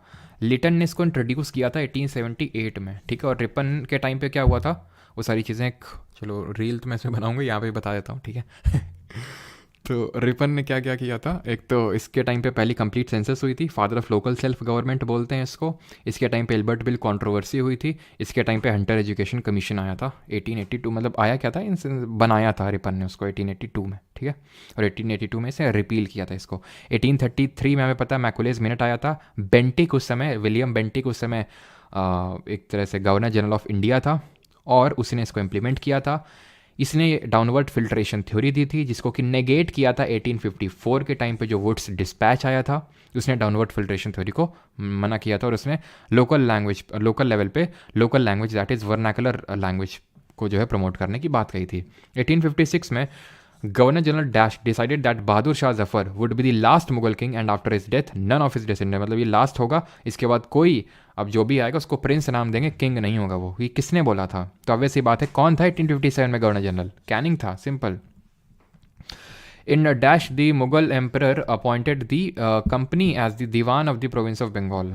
तो सिंपल याद करो, डुअल गवर्नमेंट इन बंगाल, जहाँ पे दीवानी फंक्शंस और निज़ामत फंक्शंस, दीवानी तो कंपनी ने ले लिए थे, और निज़ामत जो पुलिस के, ये रेवेन्यू वाले फंक्शंस थे, रेवेन्यू राइट्स से, और जो निज़ामत फंक्शंस थे जो पुलिस वाले, ये दे दिए किसको? नवाब को। तो आंसर क्या होगा?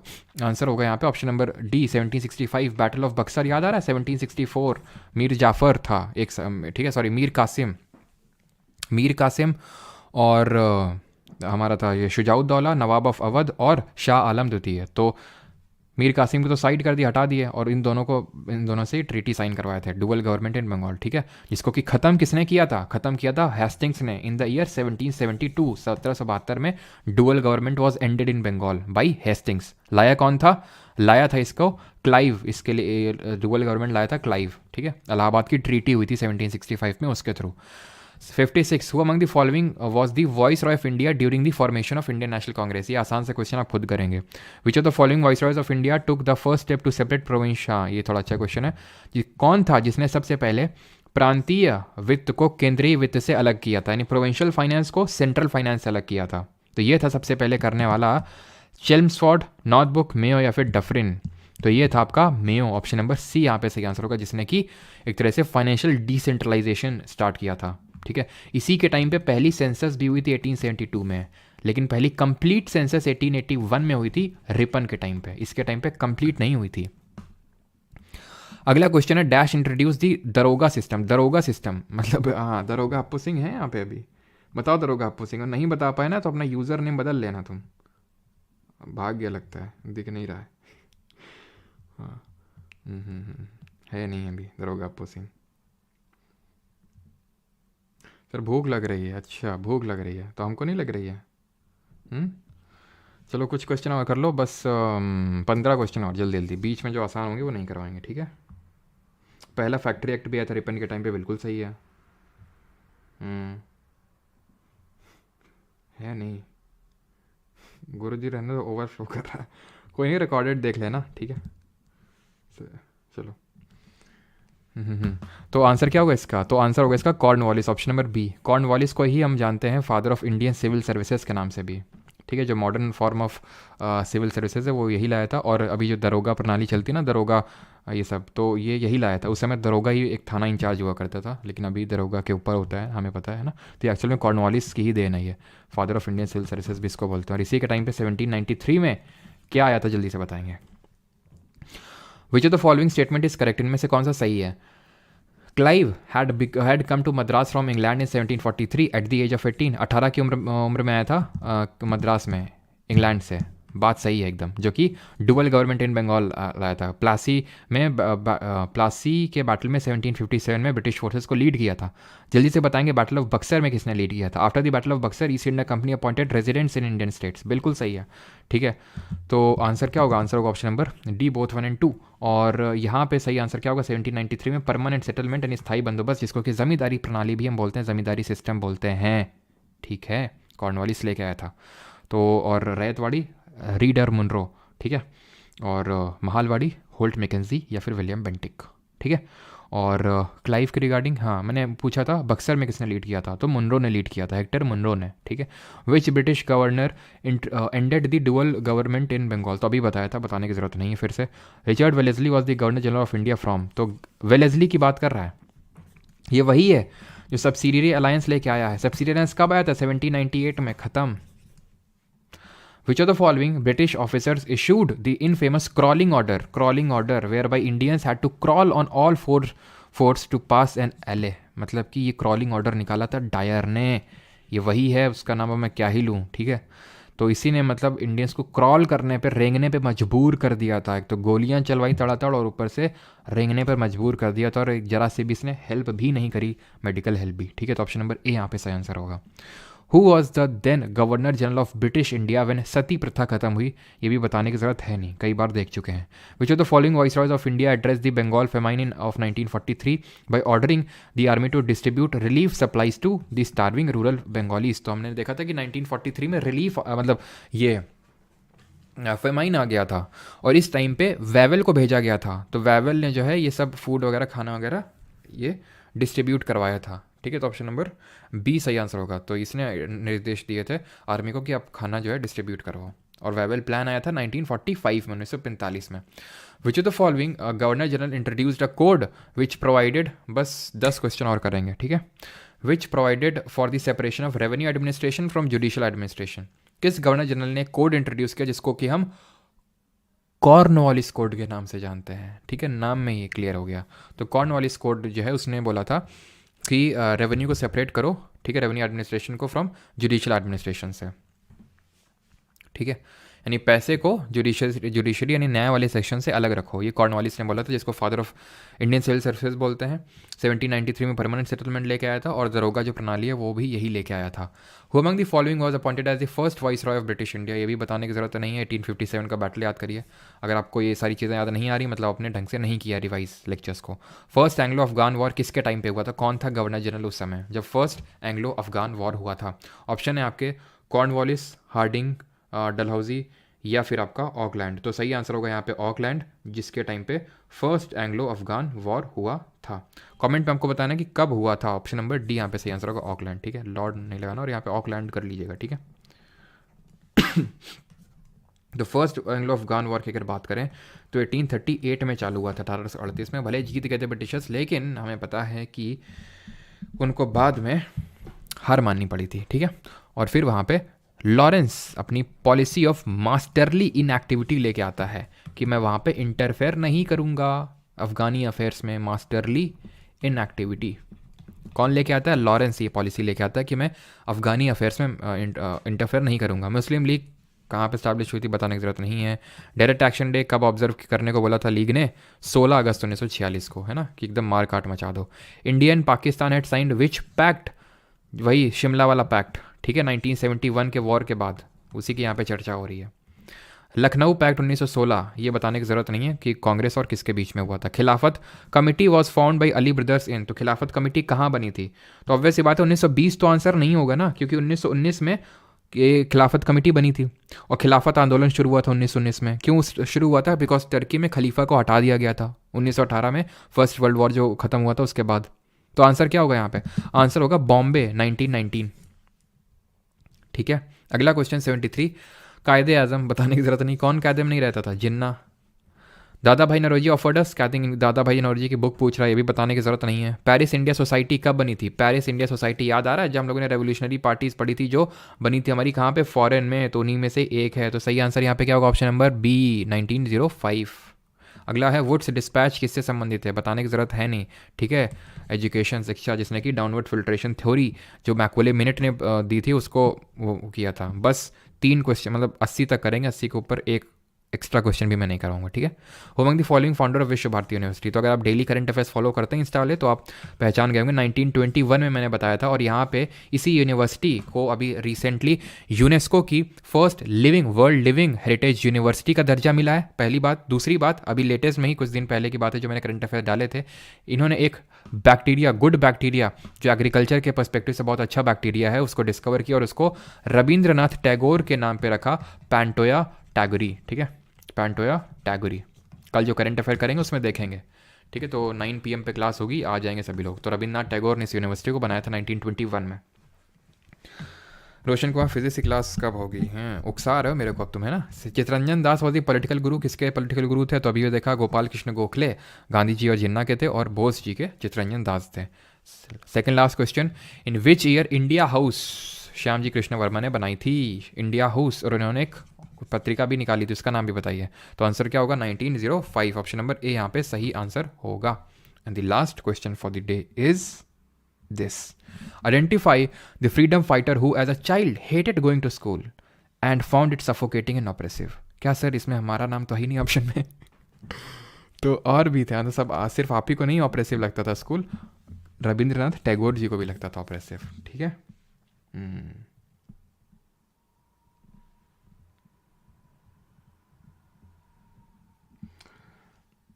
कोई नहीं, रिकॉर्ड देख लेना। Those who are watching only मोए मोए। भूतेश सर ने कहा कि जीएस परमार से पढ़ो। अच्छा, थैंक यू भूतेश सर को। और सोशलिस्ट, हाँ सोशलिस्ट बिल्कुल सही बताया है। जर्नल का नाम जो यहाँ पे मैंने पूछा था, द सोशलॉजिस्ट निकाला था श्यामजी कृष्ण वर्मा ने, लंदन में। ठीक है। इंडिया हाउस बनाई थी कहाँ पे? लंदन में। बर्लिन कमेटी बनी थी, हम लोगों ने देखा था, वीरेंद्रनाथ चट्टोपाध्याय ने उसको बनाया था। ठीक है,